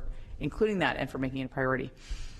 Are we ready to vote on this item? Again, it's an action item to act on the recommendation to approve the research priority and focus areas for round 3 of the Climate Change Research Program, and direct staff to develop and release research solicitation for 2019-2020 Climate Change Research Program funds. Do I have a motion? So moved. Second.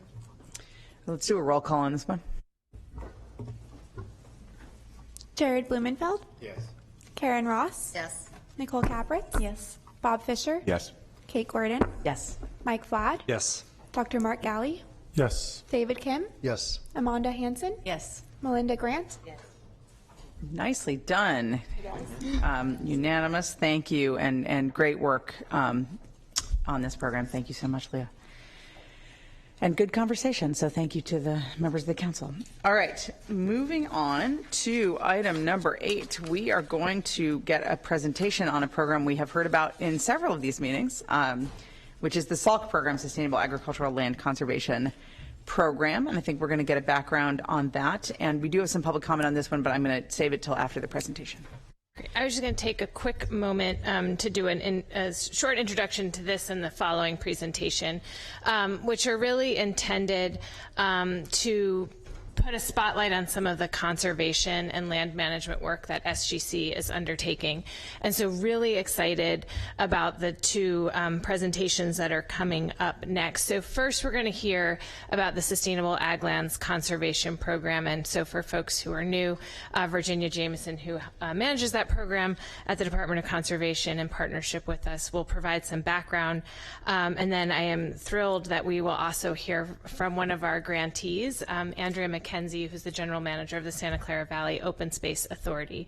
They have received 2 planning grants from us to do their ag conservation plan, which you should all find at your spot up there. And then in December, we awarded 3 easements to them for 3 parcels right on the sphere of influence of Gilroy. And so while we at SGC really like to point to this as a huge success of SALC, because we see this great planning happening and then we see it manifest in this action on the ground, and I think we can take great credit to see that. It actually is part of just a tremendous set of work that Andrea and her team have been undertaking in the Santa Clara Valley that is really looking at how you do this conservation planning, how you use agricultural conservation as a tool to link across a number of silos of planning that's happening at the county level, at the city level, it's happening through general plans and climate action plans. They've really been able to weave this together to tell what I think is and demonstrate a real success story in an area of the state where we're seeing tremendous development pressures, job growth, housing pressures, and everything in one place. So very excited for Andrea to be able to talk to us today about that, and they have received an award for their from the American Planning Association for the work that they have been doing. And then I'll jump back up quickly before we then move in on the next presentation, which will look at some of the work on the Climate Smart Ag side. But these two pieces do go very nicely together, and I think really help to show how we get the work that we're doing here out onto the ground and resulting in real benefits to communities. So, great, Andrea. Actually, I'm Virginia Jameson. I'm the program manager of the Sustainable Ag Lands Conservation Program at the Department of Conservation. And good afternoon, Chair Gordon and council members. I'm just going to give you a very brief overview of the SALC program and its structure, just to provide some context for Andrea's presentation. So the Sustainable Ag Lands Conservation Program, also referred to as SALC, is a component of SGC's Affordable Housing and Sustainable Communities Program, and the Department of Conservation administers the program on behalf of the council. The goal of the SALC program is to support housing infill goals by protecting both cultivated farmland and rangeland from conversion to urban and rural uses. Or residential uses, and doing so also protects soil carbon, reduces vehicle miles traveled, and emissions associated with low density development, and it also supports a healthy and resilient agricultural economy and food security. Next slide. So as I mentioned, SALC is a component of AHSC. It receives about 10% of AHSC's Greenhouse Gas Reduction Fund appropriation. And so in this round, which is round 5 of the SALC program, that will mean that SALC gets approximately $60 million, both for conservation easements and planning grants, which are capped at $250,000. I'll give you more information about each of those project types in a moment. This year, SGC also allocated $200,000 to SALC for technical assistance to local governments that are interested in planning projects. We expect that this technical assistance program will help get more good projects in the door from regions that haven't traditionally participated in the program. That includes the San Joaquin Valley and Southern California. And already through the outreach via that element of the program, we're hearing from local governments that they intend to apply. We're really excited about that. So as I alluded to a moment ago, the SALC program, you can go to the next slide, funds two project types. They're agricultural conservation easements and agricultural conservation planning grants. So a conservation easement is a transfer of development rights that protects a specific parcel of land in perpetuity, in this case for agriculture. The value of an easement is determined by a certified appraiser, and then that value is then reviewed by the Department of General Services. In most cases, the SALC program pays 75% of the value of an easement, and then we require a 25% match from another funding source. While the department typically works with land trusts on easement projects, eligible applicants also include cities, counties, resource conservation districts, and regional park or open space districts, as in the case of Santa Clara. And these entities must have the conservation of agricultural land, rangeland, or farmland in their stated purposes or policies. And then also California Native American tribes are an eligible applicant. So the second project type, agricultural conservation planning grants, help local government bodies plan for the strategic conservation of their agricultural lands, and those eligible applicants are currently cities, counties, and local agency formation commissions. And as I mentioned, these grants are capped at $250,000. So the two parts of this program are really complementary. When conservation easements are matched with strong land use planning, the benefits of both those types of investments are leveraged and much more durable. When planning decisions are backed up with conservation easements, those planning decisions are reinforced. Although planning projects have typically represented a pretty small proportion of overall SALC funding, as you're going to see shortly in Santa Clara's presentation, those projects have a really big impact and are critical to enabling land use policies that value and protect natural and working lands. So next one. Just a little background. So far, the program has completed or is in the process of completing 92,000 acres of easements on agricultural land and has funded 8 planning projects. I think what's really important about this program is that the consistent availability of funding over time has allowed the state and its partners to quickly ramp up the number of ag land protection projects compared to previous years. So by way of comparison, in over 20 years, the California Farmland Conservancy Program, which is also administered by DOC, protected 59,000 acres as compared to SALC, which has protected 92,000 in just the last 5 years. So that's it for my overview. I'm going to turn the mic over to Andrea for a real-world example. Thank you.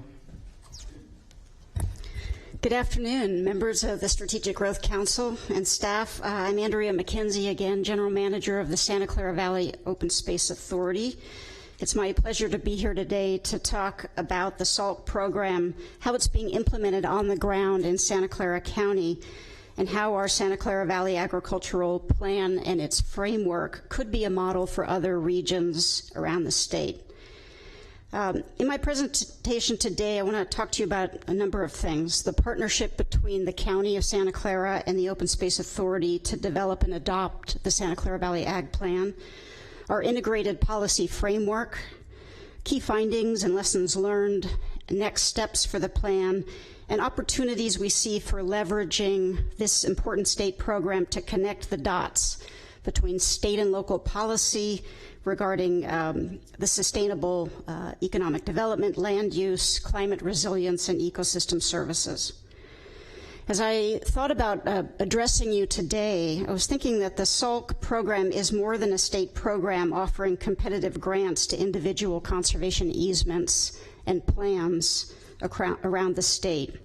It's a game changer, or it has the potential to be.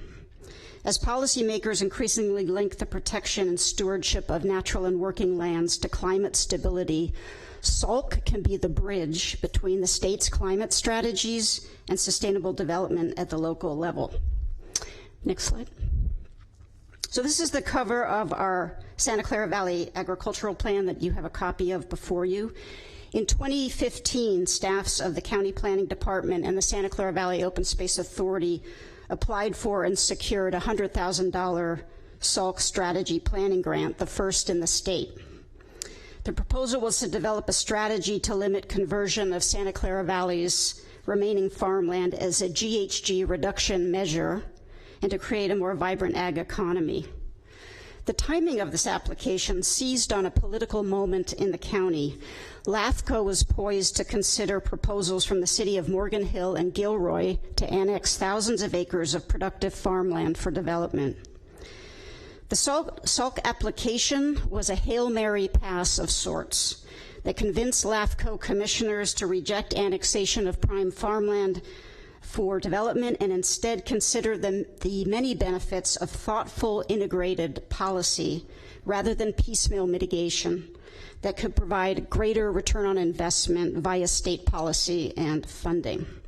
A couple key elements of this plan: mapping and prioritizing farmlands most vulnerable to conversion, quantifying the greenhouse gas emissions that would result from land conversion, developing new and revised planning policies and ordinances, and creating a regional ag preservation and conservation easement program and other voluntary financial incentives. Next slide, please. So this is the study area map for our Santa Clara Valley Ag Plan. Just to put it a little bit in context, this is southern Santa Clara County, or the Santa Clara Valley. It includes 24,000 acres of farmland and rangeland on the valley floor, proximate to some very fast-growing cities, San Jose, Morgan Hill, and Gilroy. There are 1,000 farms operating in this area today, over 8,000 people employed, and a production value of $1.6 billion annually to the county economy. Next slide. So this is our agricultural resource area, or ARA, that we designated within the plan. Very interesting what's been happening here between 1984 and 2014. We lost 15,000 acres of farmland and 6,500 acres of rangeland resources during that time period. During our research, it was really interesting to find that 42% were lost to city annexations, 58% were lost to rural residential estate development on parcels within the county. So we wanted to point the finger at the cities, but actually the enemy was us. It was in the county itself. Next slide, please. So one of the fastest growing counties in California, 36% increase in population to 2.4 million by 2040. 55% of the remaining productive farmland, which is shown there in pink, is at risk of conversion. This is where we will lose additional prime farmland and farmland of local importance as we build out county general plans and city general plans, resulting in development-related GHG emissions. Next slide. The bar graph on the left shows that of the 1,000 farms remaining, the majority are on parcels ranging from 5 to 40 acres.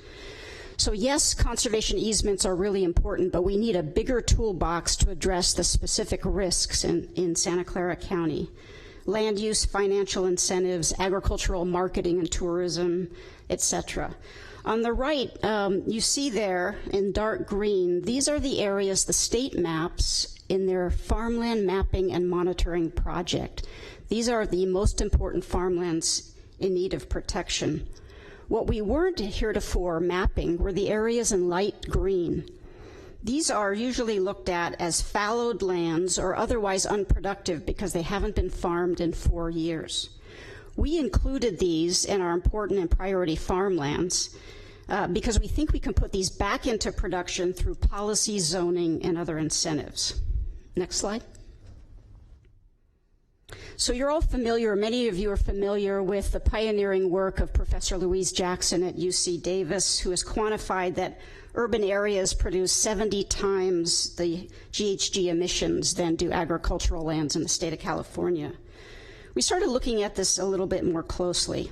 Under a business as usual scenario, building out those county and city general plans, we would have increased vehicle miles traveled of 1.86 billion miles, or 22 million metric tons of CO2 equivalent over the next 30 years if we allowed those general plans and city plans to build out as proposed. Next. So here's how we approached this.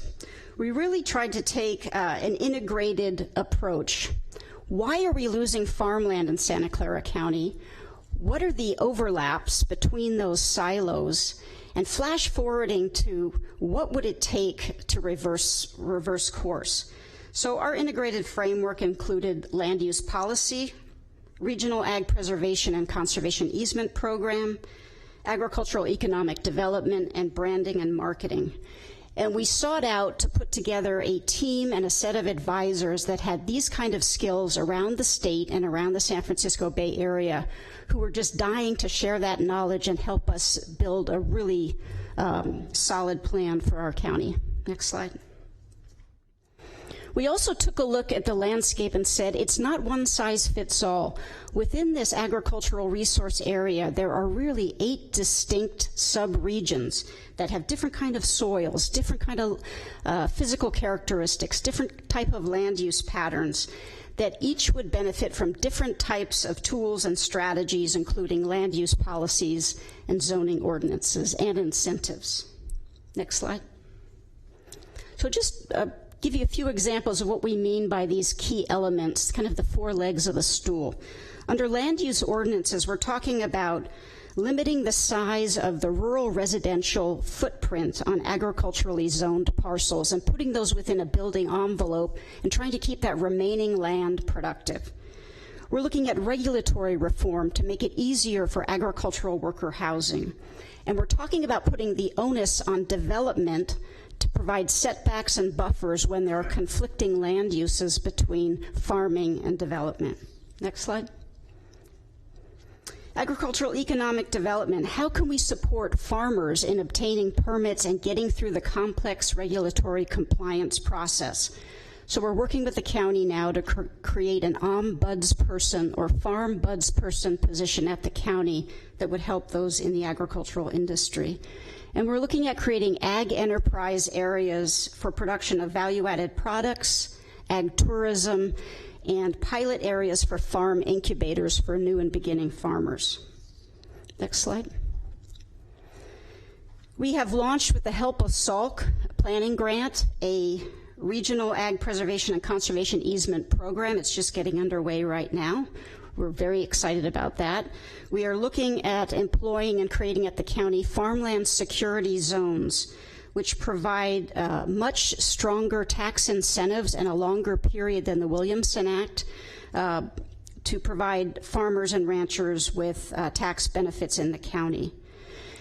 And realizing that we can't have a one-size-fits-all program, and not everybody wants a permanent conservation easement over their land. We're looking at the prospect of lease payments linked to environmental services, carbon value, and avoided VMT. Because even as we speak, as we offer market rates for purchase of conservation easements, landowners are still turning us down. But they are open to payments for being a good steward of their lands. So that's something that we'll be working on as well in the next iteration. Next slide. And lastly, this was something often overlooked in regional conservation planning and ag preservation, is the communications aspect.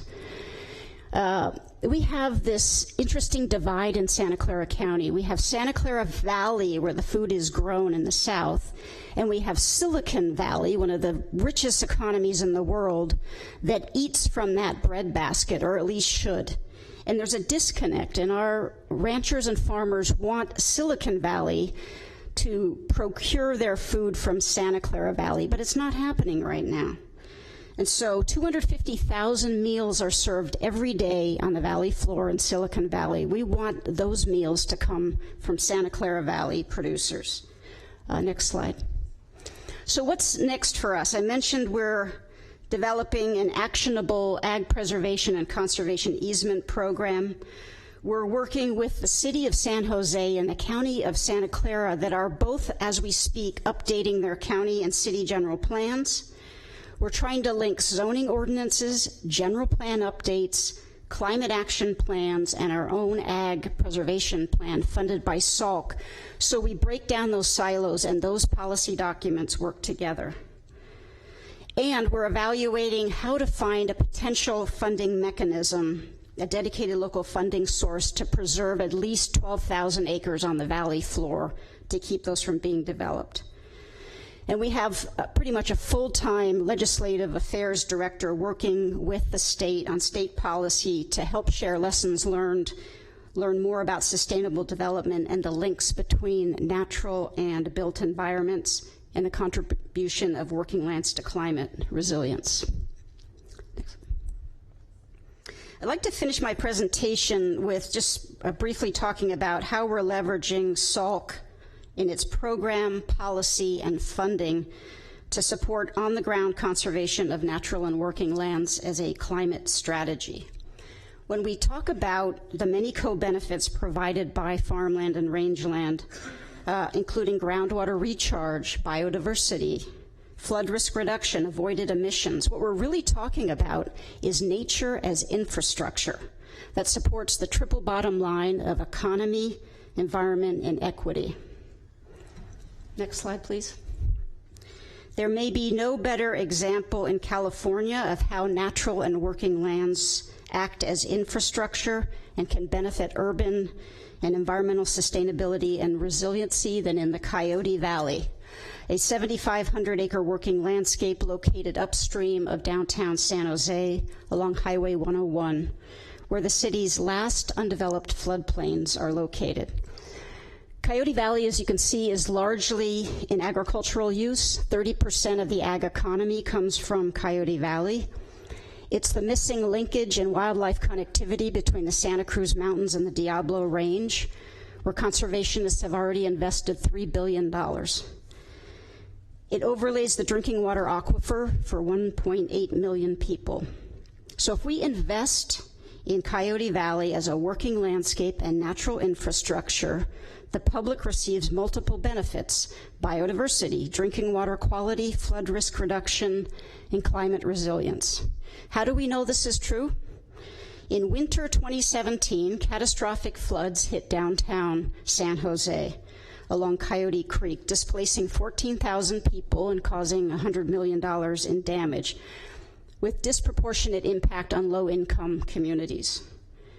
Today, 2 years later, the Open Space Authority, the Peninsula Open Space Trust, and the City of San Jose are negotiating the purchase of close to 1,000 acres of those Coyote Valley floodplains for natural flood control, water quality, wildlife habitat. 50% of a very large number is coming from Measure T, a $650 million public safety infrastructure bond measure approved by the voters last November with leadership from San Jose Mayor Sam Liccardo. OSA and the Peninsula Open Space Trust are now seeking bridge funding from the state and foundations to bridge that gap for acquisition and restoration of what we view as a transformative conservation project. And one other thing I want to share. By foregoing industrial development in the Coyote Valley, we now have an unparalleled opportunity to significantly reduce the potential VMT and GHG which would have been attributed to this developed site. It would have been 2 times the number of employee trips than jobs located in the city center. So as I put up the slide of all the people that contributed to our ag plan, I want to say that linking SALC to on-the-ground projects like Coyote Valley helps us connect the dots and see our working lands for what they truly are: multi-benefit landscapes and natural infrastructure of immense value and importance to the resilience of our urban economies, communities, and environment. So I would, after hearing the conversation, the rich conversation from this council today, urge you to take bold steps on land use ending sprawl on farmlands and wildlands by 2030 to benefit climate, biodiversity, public safety, and food security. And the way we do that is by breaking down silos in our sectors and looking at integrated design solutions within policy, programs, and investments that link natural and working lands with climate resilience, transportation, land use, and energy. So what I've just shared with you, the city's investment in natural infrastructure and Santa Clara County partnering with us on a SALC-funded ag plan, is showing how we can replicate these kinds of examples across the state. It's going to take leadership at the state and local level, but it can be done. And there's some low-hanging fruit that we can do right away to link infrastructure planning, climate action plans, conservation plans, and city and county general plans. And I would just say that we stand ready as a special district to partner with the state and with all of you to help you achieve that goal. I hope my presentation this afternoon has helped illuminate some of those ideas. Thank you. Thank you. What a great presentation and amazing project. Thank you, Andrea, so much for that. And I mean, I think we talk a lot up here about that kind of integration, but it's really important to see it in action. I don't know if there's comments. Yes, Nicole. Thank you so much. That was amazing, and definitely want to replicate your success in San Diego.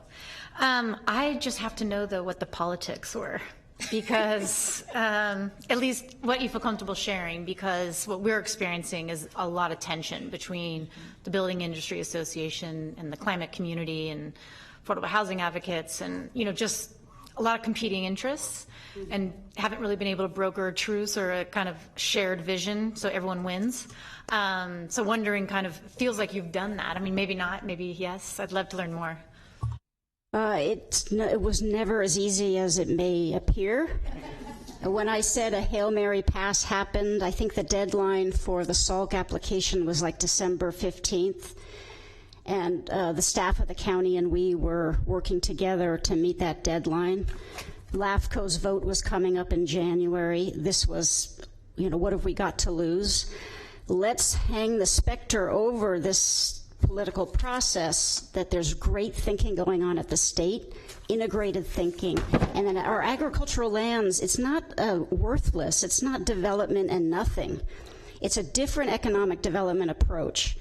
That had enough traction with those seated on the LAFCO commission to say, wait a second, let's give this a shot. And they pressed the pause button.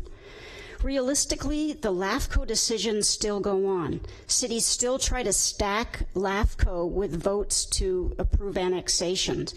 But we've got an amazing new proposal or path over here. And it's much more attractive than the same old fights. Lining up votes, who wins, who loses.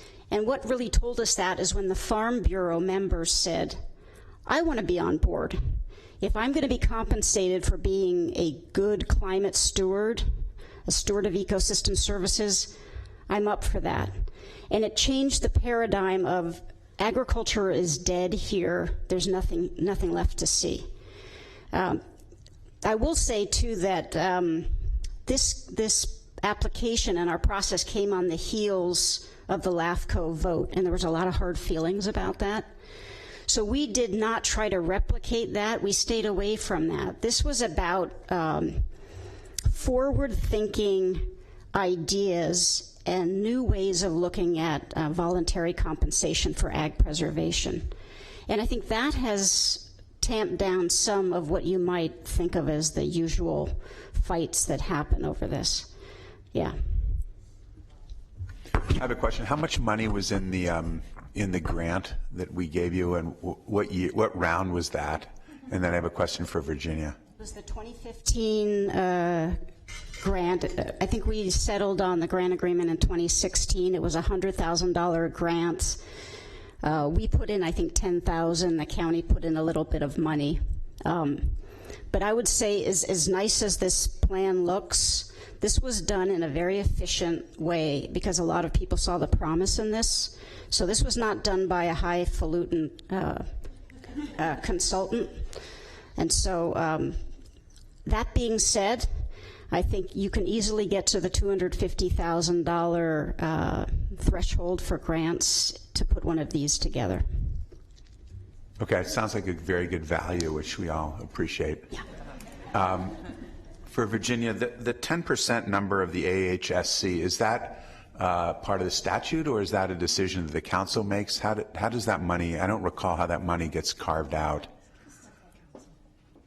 It's just, it has been a council action. So ag land conservation is a direction under the statute. So that, but we separated them into SALC and the housing portion, and then the allocation has been the 10% came about over time, and it's in the guidelines for the SALC program. And as I recall, this was sort of something Secretary Laird had spearheaded, and was a result of the Williamson Act not being reauthorized. Is that sort of how this all came down? Yeah, I think it was a piece of that, and there were several folks who wanted to make sure that there was something there for rural California, and we knew that from experience that we have to be very intentional about saving farmland to keep development going up the way we wanted and not sprawl. So it was a combination of all of the above, but it did matter that there were no longer Williamson Act dollars available, so that was a driving force, definitely. And then do we ever compare the money spent here and the GHG reduction, say, per, and I've been talking about this for a long time, we never seem to have really gotten very far, but you know, what kind of value we're getting for the dollars spent in terms of greenhouse gas reduction in, you know, across projects and then across programs. And I don't know whether we do any of that or not, but you know, at some point we should look at what you know, what the cost is per ton or whatever, whatever metric you all want to use. Well, and I'll just say maybe start with ARB does look at that, and the SALC program is actually highly cost effective compared to other investment programs, and Virginia may have the numbers at hand, but that is the challenge with looking within the program is the number of overlaying factors. So when we purchase easements like the ones we did in Santa Clara Valley, that's land that, you know, right on the sphere of influence of Gilroy, the cost per acre is much higher than in other parts of the state. But when we look over at a programmatic level compared, SALC is highly cost effective. I just think that, you know, we have limited dollars. We will always have limited dollars. And the more we can use the greenhouse gas, and I'm sure ARB does a very good job of this, but I think for the council's educational purposes, it's useful to put the different programs in their context. And then, you know, if it's still useful to see the difference between what this $100,000 did versus what another $100,000 did, so that we can at least ask the question why. Anyway, thanks. And just ARB does track that, and they actually do an annual evaluation, and we can share that because I'm not sure it gets seen very much, but it is a public document, so we should share that because it's pretty interesting actually to look at dollar per ton numbers from that. And we do have those numbers. I should say that the Air Resources Board is currently updating our quantification methodology. We wanted to not only include VMT, but also, you know, foregone building energy usage from buildings not built, and also capture some of the carbon that would have been lost from construction. So once we have that methodology complete, then we're going to apply it retrospectively to all of our projects. So we'll have some updated numbers, and we'll be able to give you some of that analysis on, you know, dollars per ton avoided. Natural and working lands can help us reach our climate change goals, or they can hurt us. So I guess two questions for you. The first is a small, and then I have a larger question. The smaller is, could you just walk us through some of the voluntary financial incentives that you've explored, not necessarily those you've selected, but ideas that you've explored, you've done in a bigger way across the state? In terms of the voluntary incentives we looked at, there's the existing toolbox, which is somewhat limited, and then there's a toolbox that really is more aspirational and answers the question of what do farmers and ranchers really need to participate. And probably one of the best voluntary incentive tools is pride and recognition. Many of the farmers and ranchers just want to be recognized for the contribution they're making, the good stewardship practices they're doing. If we could hook them up with Silicon Valley companies so their produce goes to lunches and dinners at tech industry, that would check the box for them. You would think you'd have to have payments, but in a lot of ways, that's just the icing on the cake. Once a farmer or rancher gets to the point where they want to sell for development, it's almost too late. So in terms of the other voluntary payments, we think one of the ones that has a great promise, if we can crack the nut, is payment for ecosystem services. We need to manage our water supply. We need to manage our water quality. We need to sequester carbon. The cities need climate resilience. Many of these farms and ranches support a lot of endangered species. There's a lot of ways that we can help farmers and ranchers out, but we're going to need either farmland security zone allowed by the county, which I think they will, so 65% more than the Williamson Act over a 20-year period. I think that's a pretty easy one to do.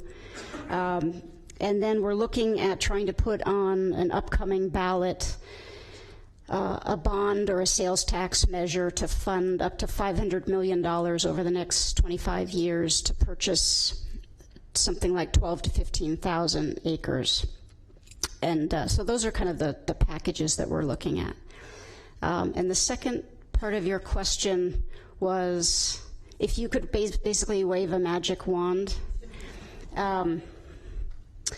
Many think that what we did here or started out to do here was wishful thinking, the stuff of Pollyanna and ecotopia and all the rest of it.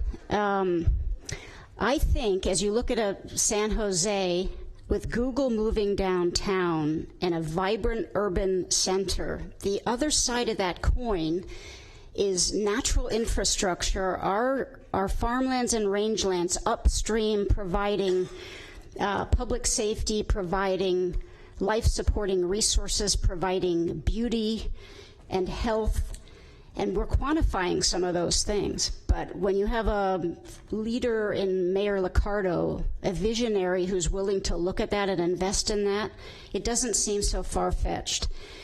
And all of this realistically started with Salk.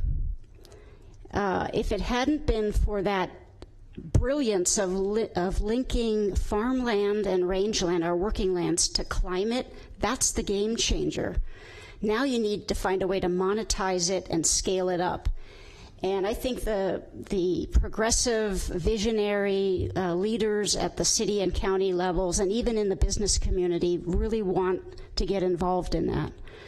So I think we're going to get there, but the question is, will we get there fast enough? And so that's what we really need to look at.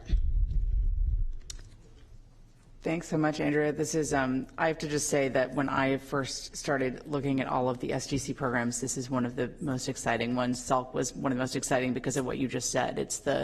We talk a lot about the issue we have with VMT in the state and all of our emissions from driving, and we always look at infill housing as the answer, and you're absolutely right that the other side of that coin is land conservation for so many reasons. For health reasons, people drive less, people get outside more.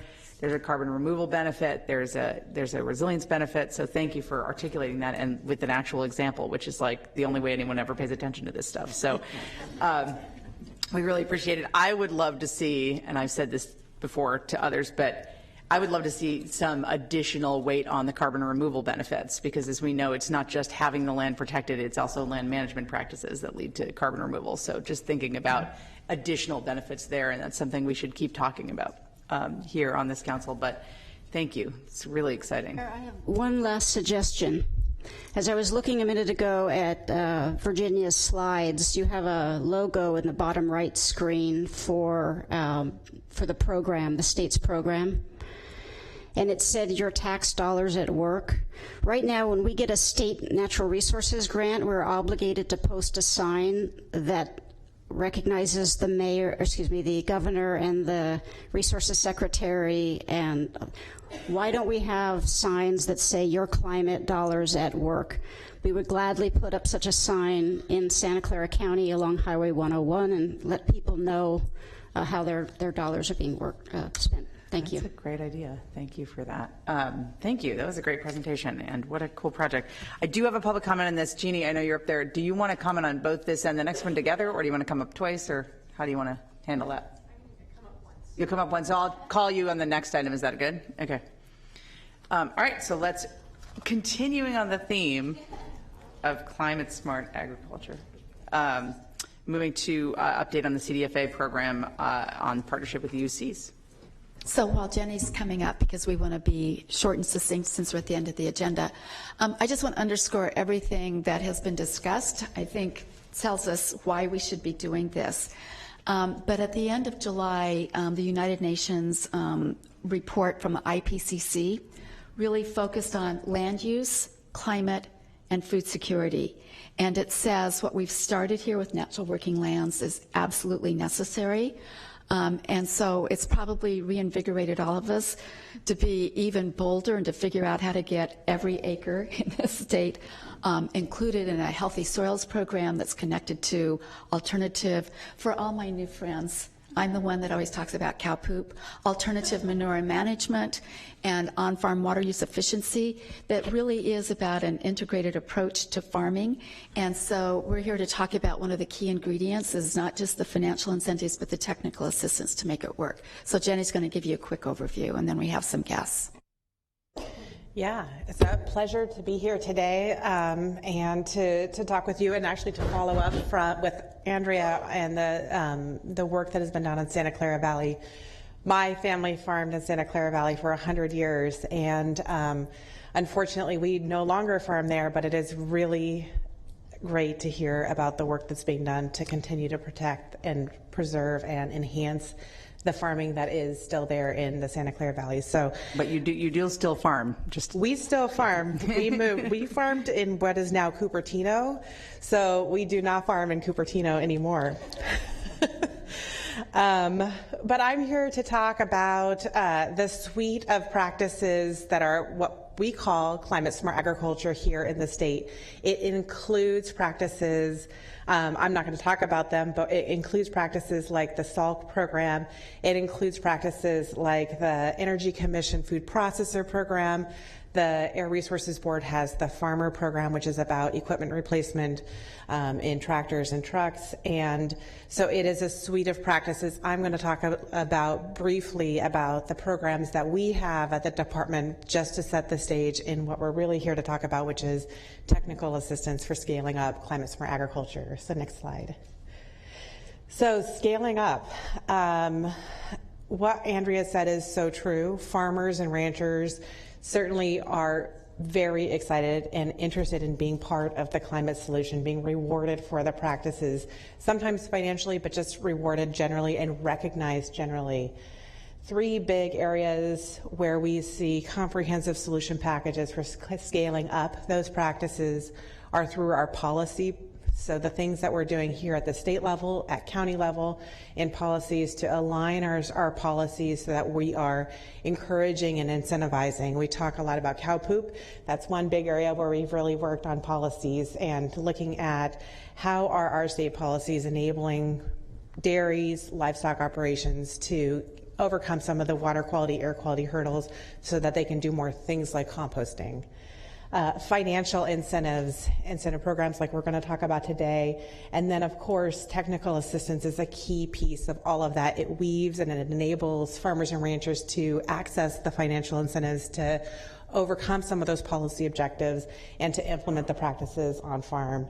Partnerships, farmer focus, integration, just like what was presented with the Santa Clara Valley Plan, are key things for all of this. So we'll move on to the next slide. We at the Department of Food and Agriculture have 4 different programs that are part of the comprehensive climate smart agriculture package and suite in the state. The first one is our Healthy Soils program, and it is all about what you said, Director Gordon, about sequestering that carbon. It is important to protect the land. It is as important to also be sequestering that carbon into the soils. So from 2016 until 19, we've received close to $18 million, both from the Climate Investments Fund as well as the bond dollars. We have funded 268 direct farmer incentives, so that is just direct practices of things like compost application, planting cover crops in orchards or in vineyards, in tomato grows, hedgerow planting, so planting habitat on the edge of fields, encouraging biodiversity, encouraging native pollinators, but also, of course, capturing that carbon into the soil. A big part of what we've done as well is we recognize that with the money we have, we can go so far with farmer incentives and to really start to grow momentum out into the field. Demonstration projects are a key part of that. So we have funded 29 demonstration sites, projects throughout the state that are place-based trials of different practices that are partnership focused. So they're partnered with a farmer who's there, it's their farming operation, they're the ones who are taking the risk. They're often partnered with cooperative extension or local resource conservation districts in examining what does that practice mean, and then most importantly, hosting field days so farmers and ranchers can start to see those practices in place, share lessons learned. Farmer-to-farmer information sharing as we get into technical assistance is so important. So that's the Healthy Soils Program, the Dairy Digester Program. As Secretary Ross said, we talk a lot about cow poop, and so we've received $114 million. We've funded 64 dairy digesters here in the state. Those dairy digesters have received $200 million in match funding, but importantly, they've made a huge dent in our short-lived climate pollutant goals. Next one is our Alternative Manure Management Strategies Program. This one is in partnership with dairy digesters, really looking again comprehensively at dairies and livestock operations. Some places digesters work most appropriately, some places other manure management strategies, whether that is drying out the manure, converting it into compost, those sorts of things are important. So we have funded 56 projects to date, and we have additional money for all three of these programs as well. The last program that we have is our oldest program, our oldest climate program, and it's our State Water Efficiency and Enhancement Program. This program has partnered with 734 projects around the state. I think we've pretty much hit every county at this point, 128,000 acres, significant reductions in both greenhouse gas, the connection of water and greenhouse gas emissions. And so this has been just a powerful program for farmers and ranchers in the state. And we'll go to the next slide. So we've invested $73 million in that. Is really technical assistance, and what we're here today is we have these programs, we have the funding for these programs, but really partnering with technical assistance providers, people who are what we call our boots on the ground, the people who are out in the field working day in and day out with farmers and ranchers, identifying what is that challenge for planting the cover crop in the tomato field, or what is the problem or the challenge of overcoming food safety and compost application, whatever those individual needs are, the individual needs are of the farmers and ranchers. Technical assistance providers are there working and partnering with farmers and ranchers in doing that. So we have funded 40 technical assistance providers throughout this state.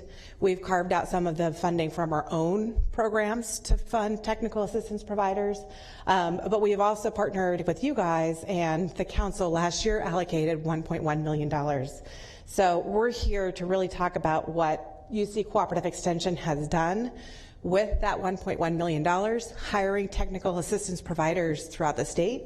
So I am pleased to have Doug Parker and Ali Rowe here to talk about what they've done. Thanks, Jenny. Good afternoon. It's great to be here. I'm Doug Parker. I'm with the University of California Cooperative Extension. We have a difference. There we go. Slide shut. So I'm with the University of California Cooperative Extension. I have Allison Rowe here, who's our community education specialist from Ventura County. It was a very good setup to our entire program. One of the things that we talk about is, of course, if you're going to preserve farmland, as we were talking about in the previous conversation, that farmland needs to be profitable. And part of our goals in these programs is to help make it profitable and environmentally sustainable and environmentally beneficial as well through these programs. Next. I want to back up a little bit because I'm not sure everybody here knows what cooperative extension is. Secretary Ross is always on our side giving us good kudos out here. We're part of the Division of Agriculture and Natural Resources, which is headquartered at the UC Office of the President in Oakland, which is where my office is actually located. We're over 100 years old, and across the country, we report straight to the President of the University of California because we work across the UC system. So we're not an individual UC campus, we're a unit that works across the system, across campuses. And we have programs in every county of the state. We have 9 research extension centers, and we have academics located on 6 UC campuses right now. Next. And this is just a slide showing our reach, where all our county offices are located. Are the blue dots. The red dots are our research extension centers. So we have centers that go from Modoc County to Imperial County that are essentially research farms or ranches that are looking at experimental farming practices, and that's where some of this information that enters into these climate smart programs gets researched and where that information comes from for our programs. One of the beauties of this program working with CDFA is that we're leveraging existing resources. We have academics in every one of those county offices. We have academic scientists on each of those research extension centers that are already out there doing that, but they need additional resources and additional help to continue to expand their breadth and reach additional farmers. And so the program we're talking about today, which SGC was so good to fund for us, is the 10 community education specialists that we have now located out in those regions. Next. What is the overarching goal of our program? So again, kind of similar to what we've been talking about, it's to encourage adoption of these science-based, climate-smart ranching and farming practices. We want to be able to help growers get there in multiple ways, as Jenny mentioned just a moment ago.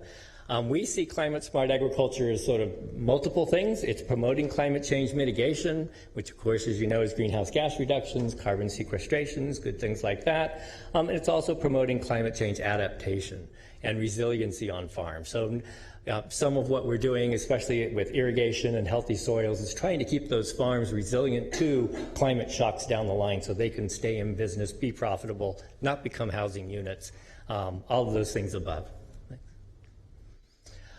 Here's some examples of some of the climate smart ag practices that we promote through the program or through our own efforts. Different soil health practices, cover cropping on farms, which is one of Ali's big pet projects. Windbreaks, low-till agriculture, compost application, irrigation systems management. It's one thing to give people tools, it's another to teach them how to use those tools and make sure that they're using them appropriately and amplifying the benefits from those tools. So how do we do that? We do that in a number of different ways. The first thing we do is we provide technical assistance to growers and ranchers when they're applying to the CDFA programs that were just mentioned by Jenny. Those application processes are not things that growers are used to doing. They've never used a greenhouse gas calculator probably before. Okay, so they need a little hand-holding. They need some workshops, some days to teach them how to use those, or actually to sit down with them one-on-one and just do it with them. We're not the only ones doing that. The RCDs are very involved in that, the Resource Conservation District, sorry, and others across the state. And we're not trying to create new programs. We're working in partnership wherever we can across those programs to say, how do we help each other? How do we hand off and make sure the right grower gets to the right kind of help that they need?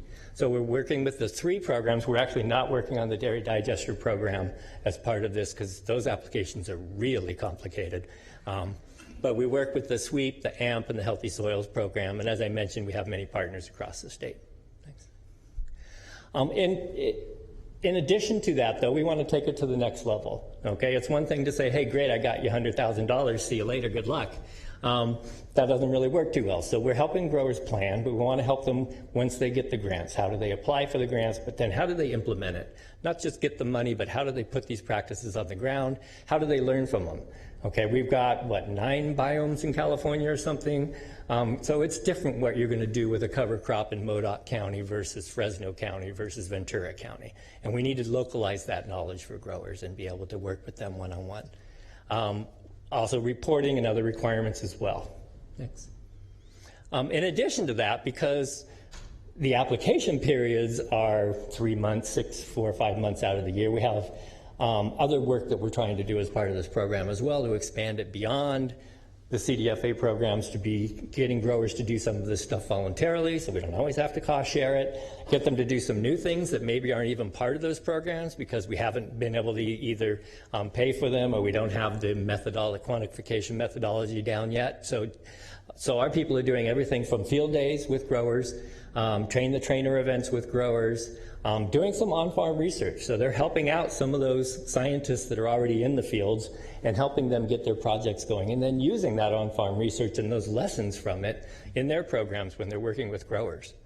And then also trying to increase just the scope of all of these programs. So I want to give you a little bit of what we've done over the last year. We had a hard time getting funding through the paperwork process in Sacramento, which we're used to at UC as well. We got funded on January 16th, which was already into the application period for those 3 SWEEP, AMP, and Healthy Soils programs. So we started coming into existence midstream here. Some people have looked at this slide and said, the University of California hired somebody in 6 days.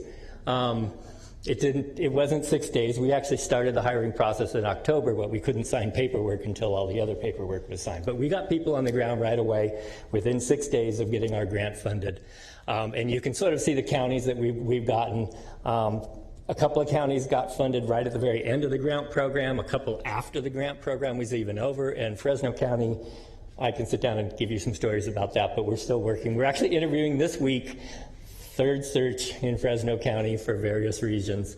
But what I wanted to point out was that, so we didn't come into this application period, up to speed and ready to go. I estimated we're about 35% capacity during that time, and that's not with any training beforehand as well. Go ahead. But these are sort of some of the statistics of activities that we were able to get done. You can see the number of application assistance that we did from the SWEEP, Healthy Soils, and AMP program. About 90 applications were put in with assistance through our people operating on there. We were working with the, so that's the severely disadvantaged, I was like missing the A because the disadvantage was only a D to me, right? So severely disadvantaged communities and socially disadvantaged farmers and ranchers. So we are trying to target more of those. I don't think we reached our potential there, but I think part of that was just that startup of those communities even harder to get to, so you need some experience in the community before you're going to get there. But you can see we've got about 90 application assists, 55 submitted actually, and then different amounts funded. We don't have the AMP numbers yet, but quite a few Healthy Soils and some SWEEP funding as well. And then I did poll our people who are out in the field and say, what kind of calls are you getting right now about the upcoming programs? There will be a SWEEP application in late fall into winter, and then the Healthy Soils and the AMP programs will be doing another round of applications in the, January through March kind of time frame. Maybe a little later than that. So those are the ones that we have. One more slide here. And then, as I mentioned, a lot of other activities we're doing out there in terms of contacts with people, putting on workshops, trying to get people interested in these activities, and then media reach. Some of the social media stuff you talked about, we've already talked about today in terms of Twitter and blogs and stuff. We've actually think we've reached at least 38,000 people through some of our media, blog, those kind of programs as well. So that's the bigger picture of the program. I'm going to turn it over to Allison Rowe, who's down in Ventura County actually doing the work and one of the more important people in the program in terms of actually making differences. Thank you, and good afternoon. Thanks for having me up here. It's fun to be here. So, as Doug said, I work down in Ventura County, and as you all know, climate change is a massive global problem that necessitates local coordinated action. The work we're doing is the true definition of grassroots change. For agriculture to be truly climate smart, incentivized practices need to become normal operating procedure for growers. And for this shift to happen, you need local education, hands-on research, and knowledge sharing. So on this slide, you can see the team of us who have been hired so far. We're a team of 9 passionate women hired throughout the state in different local UC Extension offices. Yeah, that's an important note. So, yeah, we're really rooting for that 10th to be a woman, too. And we work from northern to central to southern California across different topographies, different climates, different grower cultures, and different crop types. And despite all of these differences, we work very collaboratively as a cohesive unit. We're working to build this statewide program from the ground up and communicate with each other constantly, going to CDFA trainings, talking about what's worked, what hasn't worked in our counties, and working to really build this from the grassroots up. Next slide, please. A critical element of our role is our ability to work across these different crop types, across advisor tracks in the UC system, and across agencies to really connect the pieces of education, outreach, and knowledge sharing. We aim to build and maintain the information networks that will support long-term change in agricultural management. Our constant presence means that we can complement and not compete with other local resource conservation districts and other agencies that are working on the ground as technical assistance providers. Those of us hired in January before the grant deadline happened in March jumped right in and collaborated with our RCDs and nonprofit partners in our areas. The help we provided was noticed and greatly appreciated.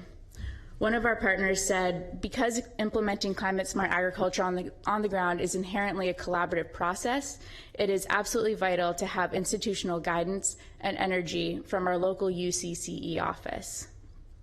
Next slide, please. So while more resources heading towards technical assistance providers with the passage of AB 2377 is benefiting the grant programs tremendously, it's important to note that our roles are distinct in being able to provide year-round support for all of our partners. We focus on creating the human infrastructure that provides farmer education throughout the year, including the grant solicitation period and the implementation period, as well as allowing our local, state, and federal agencies to work more effectively. Farmers are very excited about the practices that they're getting funds to implement, but oftentimes lack the education and resources for how to actually go about doing it. So this is a huge role of where we come in.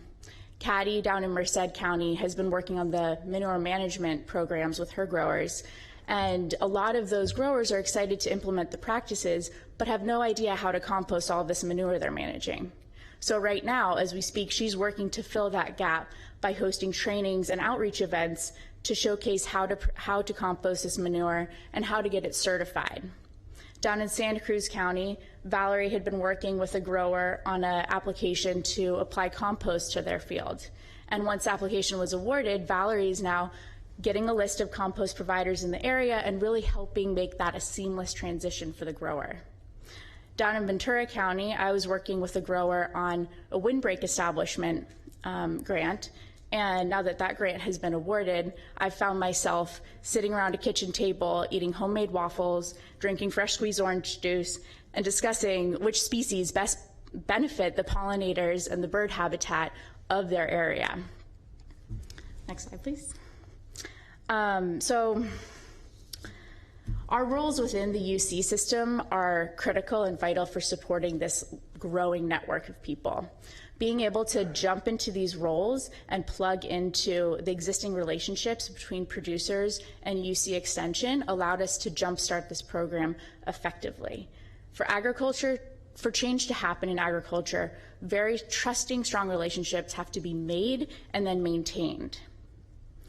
We're able to turn every Climate Smart grant opportunity into a demonstration one by encouraging more education, by sharing the knowledge and learnings, and by hosting field days to expand the grower reach of Climate Smart agriculture. And this is really important because, as it's been mentioned earlier, implementing a new risk for a grower or implementing a new practice for a grower is a risk. It's a risk-adverse community, and so they're way more likely to implement a practice, whether they're going through the grant program or not, if they've seen it done effectively in their county. And so this local knowledge sharing is critical for these programs to work and to stick. Next slide, please. So speaking of locally relevant information, I've seen a huge need in my county to expand information around cover cropping. Cover cropping is a practice that is a healthy soils grant program practice and also is profoundly important in our county for erosion control, water infiltration, building soils, and pollinator habitat. But there's not a lot of locally relevant information around cover cropping, so nobody really does it. To meet this need, I've been hosting grower panels, so taking some of the growers who are cover cropping in our area and getting them together to talk about what species selections they've made, what management issues they've been faced with, how has it benefited their operations. I've seeded, these are some pictures of, I seeded a large-scale demonstration on our local rec, our local research education center, and it will showcase a huge variety, 67 different cover crops growing in Ventura County right before the Healthy Soils grants open up. So we'll be hosting field days and looking at why would you use one species over the other, what are mixes good for, what are management issues to be considering, and which crop types might these cover crops work in versus another. I've also partnered with a local avocado research and education ranch and doing a bunch of cover cropping with them, specifically focused on the avocado grower community where cover cropping can really benefit them.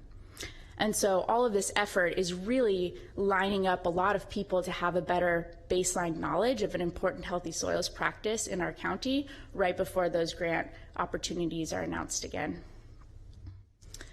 So our team has put a lot of energy into creating a statewide presence that's gaining attention of growers, media outlets, and the general public.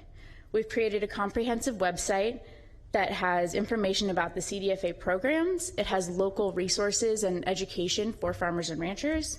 It has our local contact information and a link to our blog that highlights climate smart agriculture success stories and different information sources. We're in the process of adding a Spanish translation so that we're able to reach a larger audience of growers and hopefully more SDACs and SDFRs in the future. And in addition, we've modified our own county pages to include a climate smart agriculture grant page and local success stories for our counties. Our blogs and media posts have gained a lot of traction and have exposed this whole program to new sources throughout the entire nation.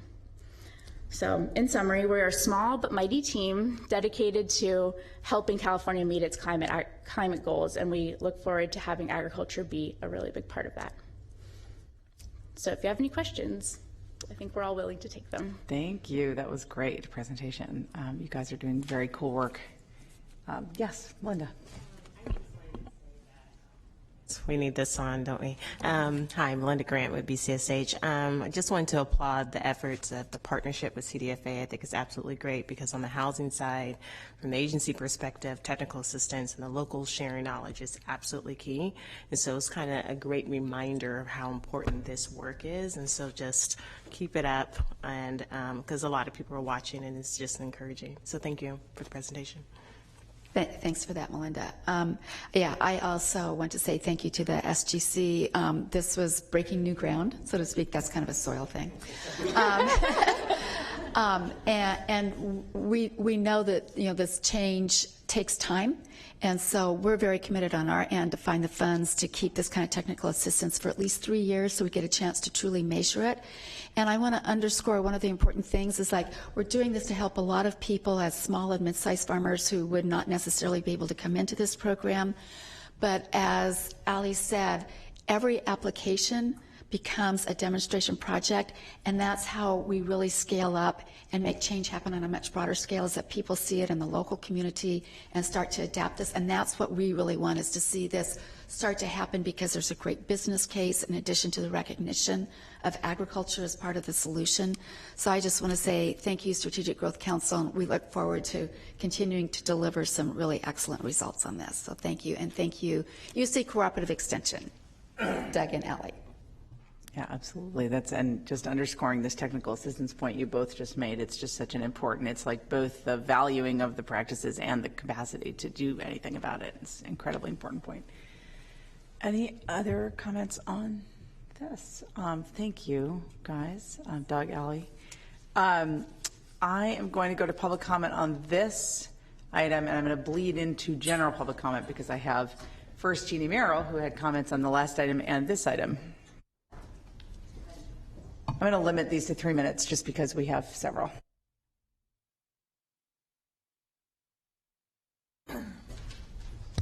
Great, thank you so much. My name is Jeannie Merrill. I'm the Policy Director with the California Climate and Agriculture Network. For those of you who may not be familiar with us, we are a coalition of sustainable and organic agriculture organizations and farmer leaders. And excited to be here today and hear about the great work of the council. And I wanted to break up my comments into two parts. I'll just say a few words about the Climate Smart Agriculture Technical Assistance Team, the UC Climate Smart Ag Team.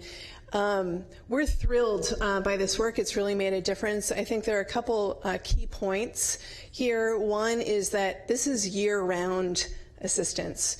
We've really transitioned from having technical assistance for the Climate Smart Agriculture programs. We focused on just getting those applications in the door.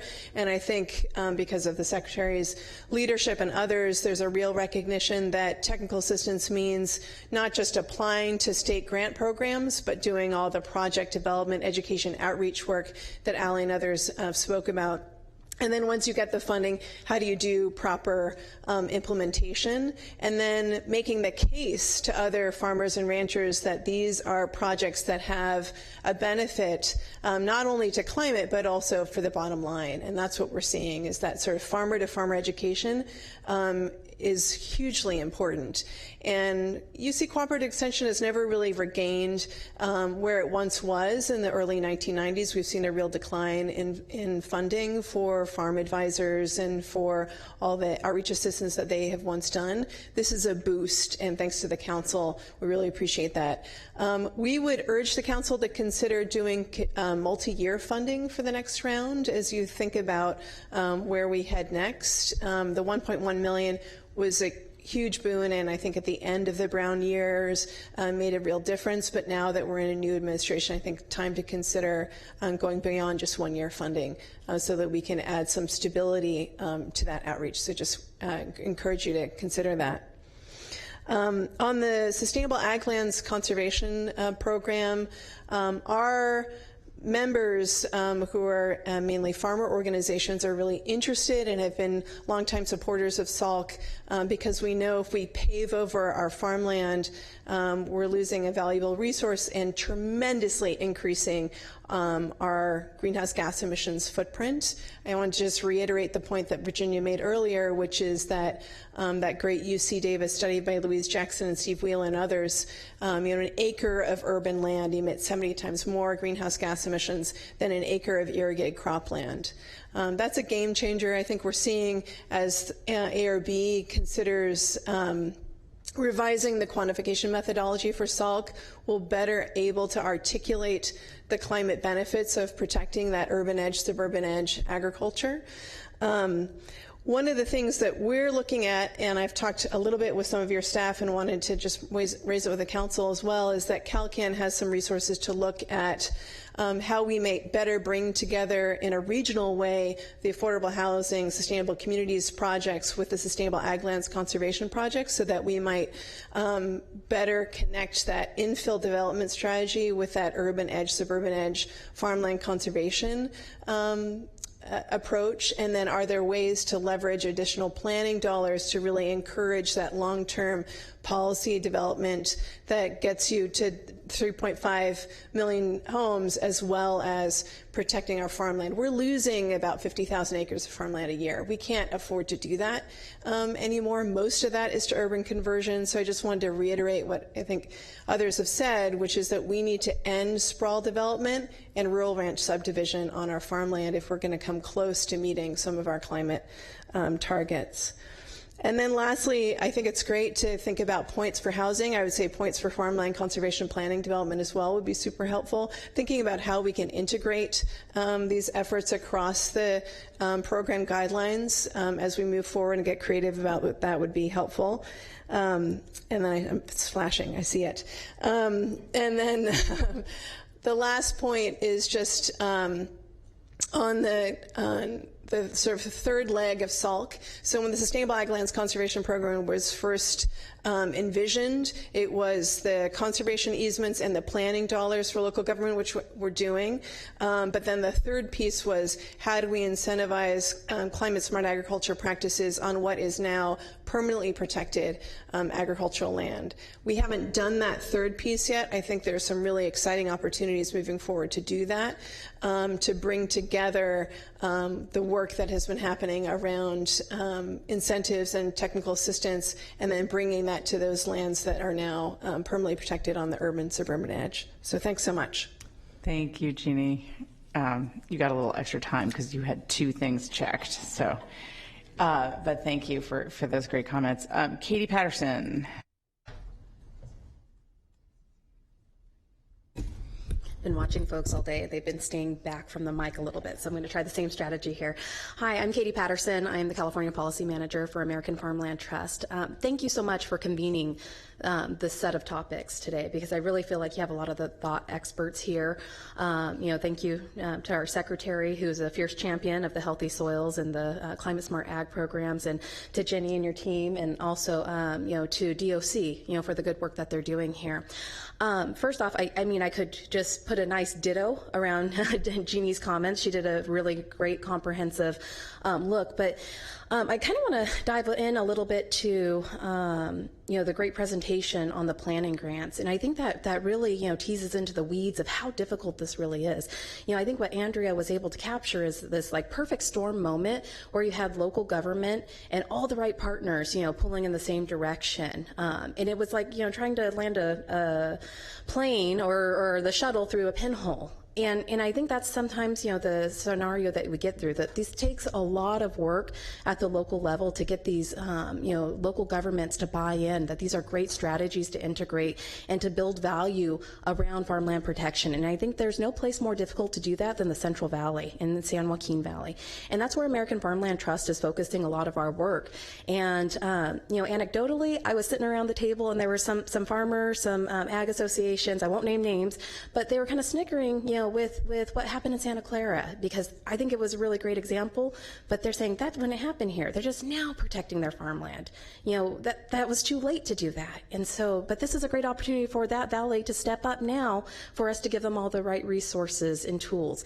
And so that's what American Farmland Trust is doing. We're looking at the San Joaquin land water strategy that we've developed and looking at where can we prioritize, our planning, and where can we build, our homes. We're about smart growth and protecting our farmland, and that's really important. When you start looking at these big audacious goals that our governor has, for tackling really big community issues like homelessness, and as we look down with our water restrictions that we have with SGMA, down the valley, that's another layer that we need to take into account. And how are we doing this to where we can still keep farming at a scalable endeavor, for the economy. So I just wanted to make that statement that there's going to be a lot of resources that are needed. And to parlay into the technical assistance that's needed, all of those partners on the ground, the RCDs, the Valley is another area where some counties don't have an RCD that even serves them in that locale. So we need to be able to build, that level of capacity. UC ANR didn't receive any funding augmentations to their budget this last year. That's important, when you start looking at, the technical service, that Mr. Parker and others were talking about. I had previously worked for a county government, and I worked with my UC Cooperative Extension. And once they had an extension advisor retire, it was a long time before they got back on the waiting list to justify to get that resource back in the county. So we have to figure out a way to not have the gaps for that technical assistance as it's coming through. Additionally, when we look at the climate smart ag programs, American Farmland Trust, we're really poised to be in a great situation because we are trying to, help in this process. I apologize. There's two items we're talking on here. I'll wrap it up after this. The Climate Smart Ag programs, we're talking about our partnerships with USDA and NRCS, and we are looking at the soil health bottom line and building the economic case for growers out there. Sometimes growers need a pat on the back, sometimes they need a pat in their wallet, and pad that a little bit just to make sure that the operations stay viable. So when we start looking at the transition of farms, from generations or onto new, growers and new farmers, that we can make sure sure that those farmlands are sustained along with the farmers that actually steward the land. And so as we can make that bottom line case, we're doing our part to help build more momentum to that. So I just want to say thank you. Thank you all for the work here, and we're going to continue to be your first partner here. Thanks. Thank you for all of your great work in this space too, Katie. Thanks so much for your comments. I have Julia Jordan, I have you for 2 for both the final item and general comment, so you can do both.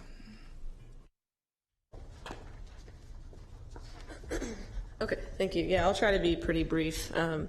Julia Jordan again, Leadership Council for Justice and Accountability.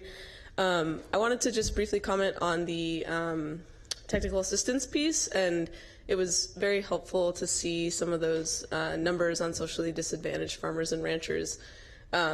And just wanted to sort of emphasize the importance of including socially disadvantaged farmers and ranchers in these technical assistance efforts, and really trying to center making sure that resources are focused on those groups, especially just given some of the historical discrimination that I think most of us know related to sort of resources as well as assistance and land for these farmers.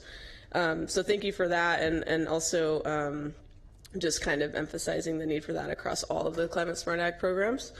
And then I wanted to also briefly comment on transformative climate communities, which I know is coming up at the next meeting, and we can definitely talk more about it then. And we will also be submitting comments for the September deadline. But I just wanted to kind of bring up a couple of the issues that we're seeing in our sort of initial review of those guidelines. Firstly, related to the issue of disadvantaged unincorporated communities. And we've been able to, I've had conversations with many of you, and the SGC staff has been really open and willing to have some conversation, and we are happy to see some steps forward in that direction. But we're also seeing a limitation in terms of the 10% amount for Cal EnviroScreen, and especially because of the fact that it leaves out some of the communities that have actually received planning grants in the past round. So Eastern Coachella Valley, Matheny Tract, we've seen really incredible efforts to do planning for those grants. We've seen hundreds of community members, stakeholders, government coming together to really have this process that in itself is transformative, then with sort of nowhere to go. So we're just continuing to kind of emphasize the need to expand that, and also kind of acknowledge the realities and limitations of the tools that we're using in terms of the data that's available, and really, looking at rural communities and areas where we may not be able to fully capture the need as much as it is there. We also have a concern about the new leverage requirement. Again, we'll kind of try to go into a little more detail in comments, but just wanted to kind of bring up the concern about less research jurisdictions having to sort of pull additional funding up in order to be eligible, rather than being able to include the leverage funding, the 50% within the grant. And then also just kind of wondering about the shift of percentage for community engagement. We very much appreciate and think that the increase in displacement avoidance planning is a extremely helpful, really useful way of using funds. But we're also seeing that there's then this other decrease on the other side for community engagement activities, which is really, I think, at the heart of what TCC is about. So I just wanted to make some of those kind of initial comments here, and then looking forward to continuing conversations with staff and meeting some of the new staff at SGC and being able to talk through some of these issues. Thank you. Thanks so much, Julia, for your comments and for all your great work, especially in the Central Valley. We really appreciate it. And final comments I have from Stefan Heisler.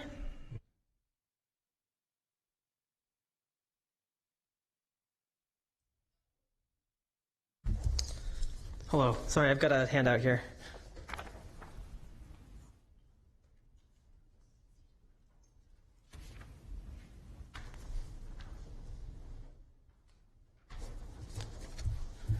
Okay, good afternoon, Chair and Council. Thank you for allowing public comment today. My name is Stefan Heisler. I manage the Housing Division over at the City of Rancho Cordova. I'm here to provide comments on the Affordable Housing Sustainable Communities Program, and recognizing that that's not an item on the agenda today. But as some of you are new to the Council, and I know that the draft guidelines are going to be coming up to you pretty shortly, I thought I'd share my thoughts at this meeting. And as well as thanking you for supporting this tremendously important program.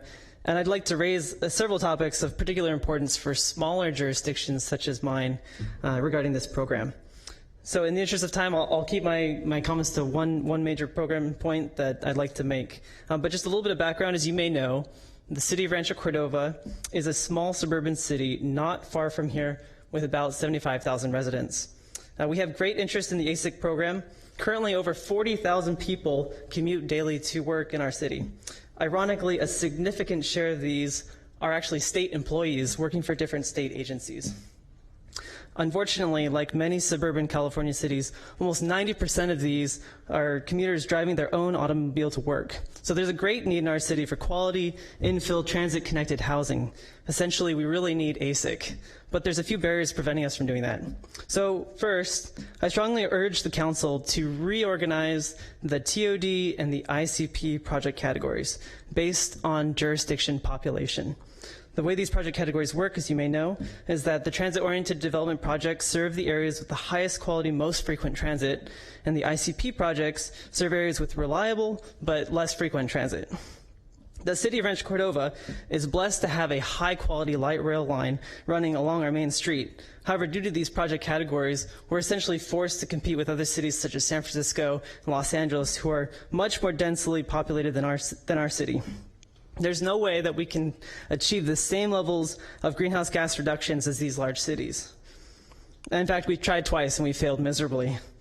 So even more importantly than this is the ICP project category, which theoretically is meant for areas with less frequent transit or smaller jurisdictions like ours. For the most part, we still have to compete with the largest cities in the state. So I've provided a handout that shows a little bit of the data, and if I can put this up on the screen. Okay, we'll hold off on that. But the data kind of supports this. So in the last few seconds, I'd just like to share that almost 80% of the state's population reside in cities of less than 100,000, but most of the funding does not go to that kind of size of city, including ours. So just to make my point, my final point, I appreciate your consideration, and I'm happy to continue working with Strategic Growth Council and provide comments on all the rest of the policies, because I have some more comments that I'd like to provide as well. But please consider this point, this policy point, as major helping smaller cities like ours in the state. So appreciate your time. Thank you. Thanks so much, Stefan, and please do give us comments on the guidelines too, and that way you'll be able to give more of the color and background of what you wanted to say, so we look forward to those. Thank you so much, everybody. I did want to say before we adjourn, unless Nicole has something to share with the class.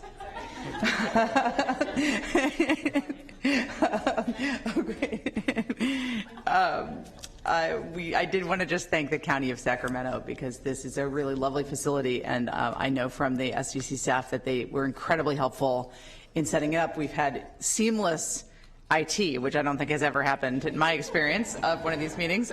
So thank you to, I think, the voice of God. I think someone is listening to me. Thank you to the county. And then barring any other comments and thoughts, I'm going to use this. Very excited. We are adjourned. Yes.